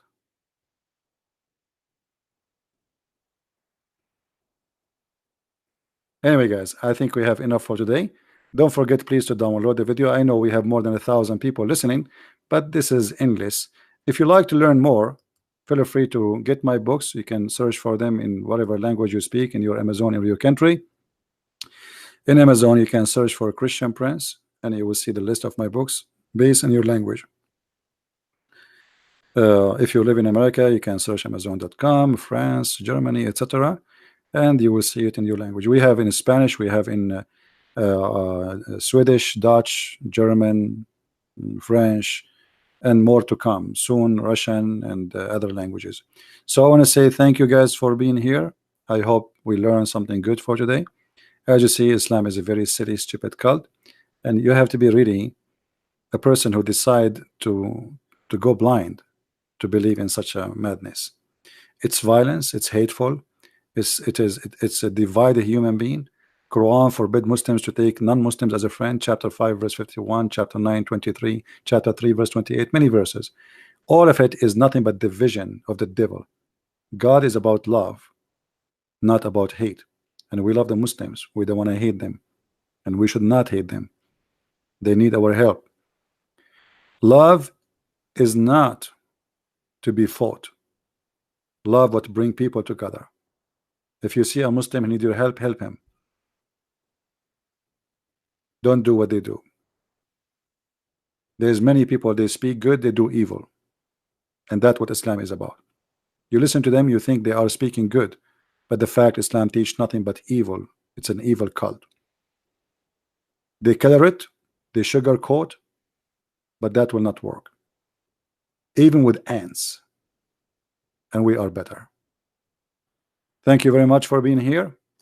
May the Lord bless you. Until we see you soon again. Christ is Lord. Islam is false. Take care.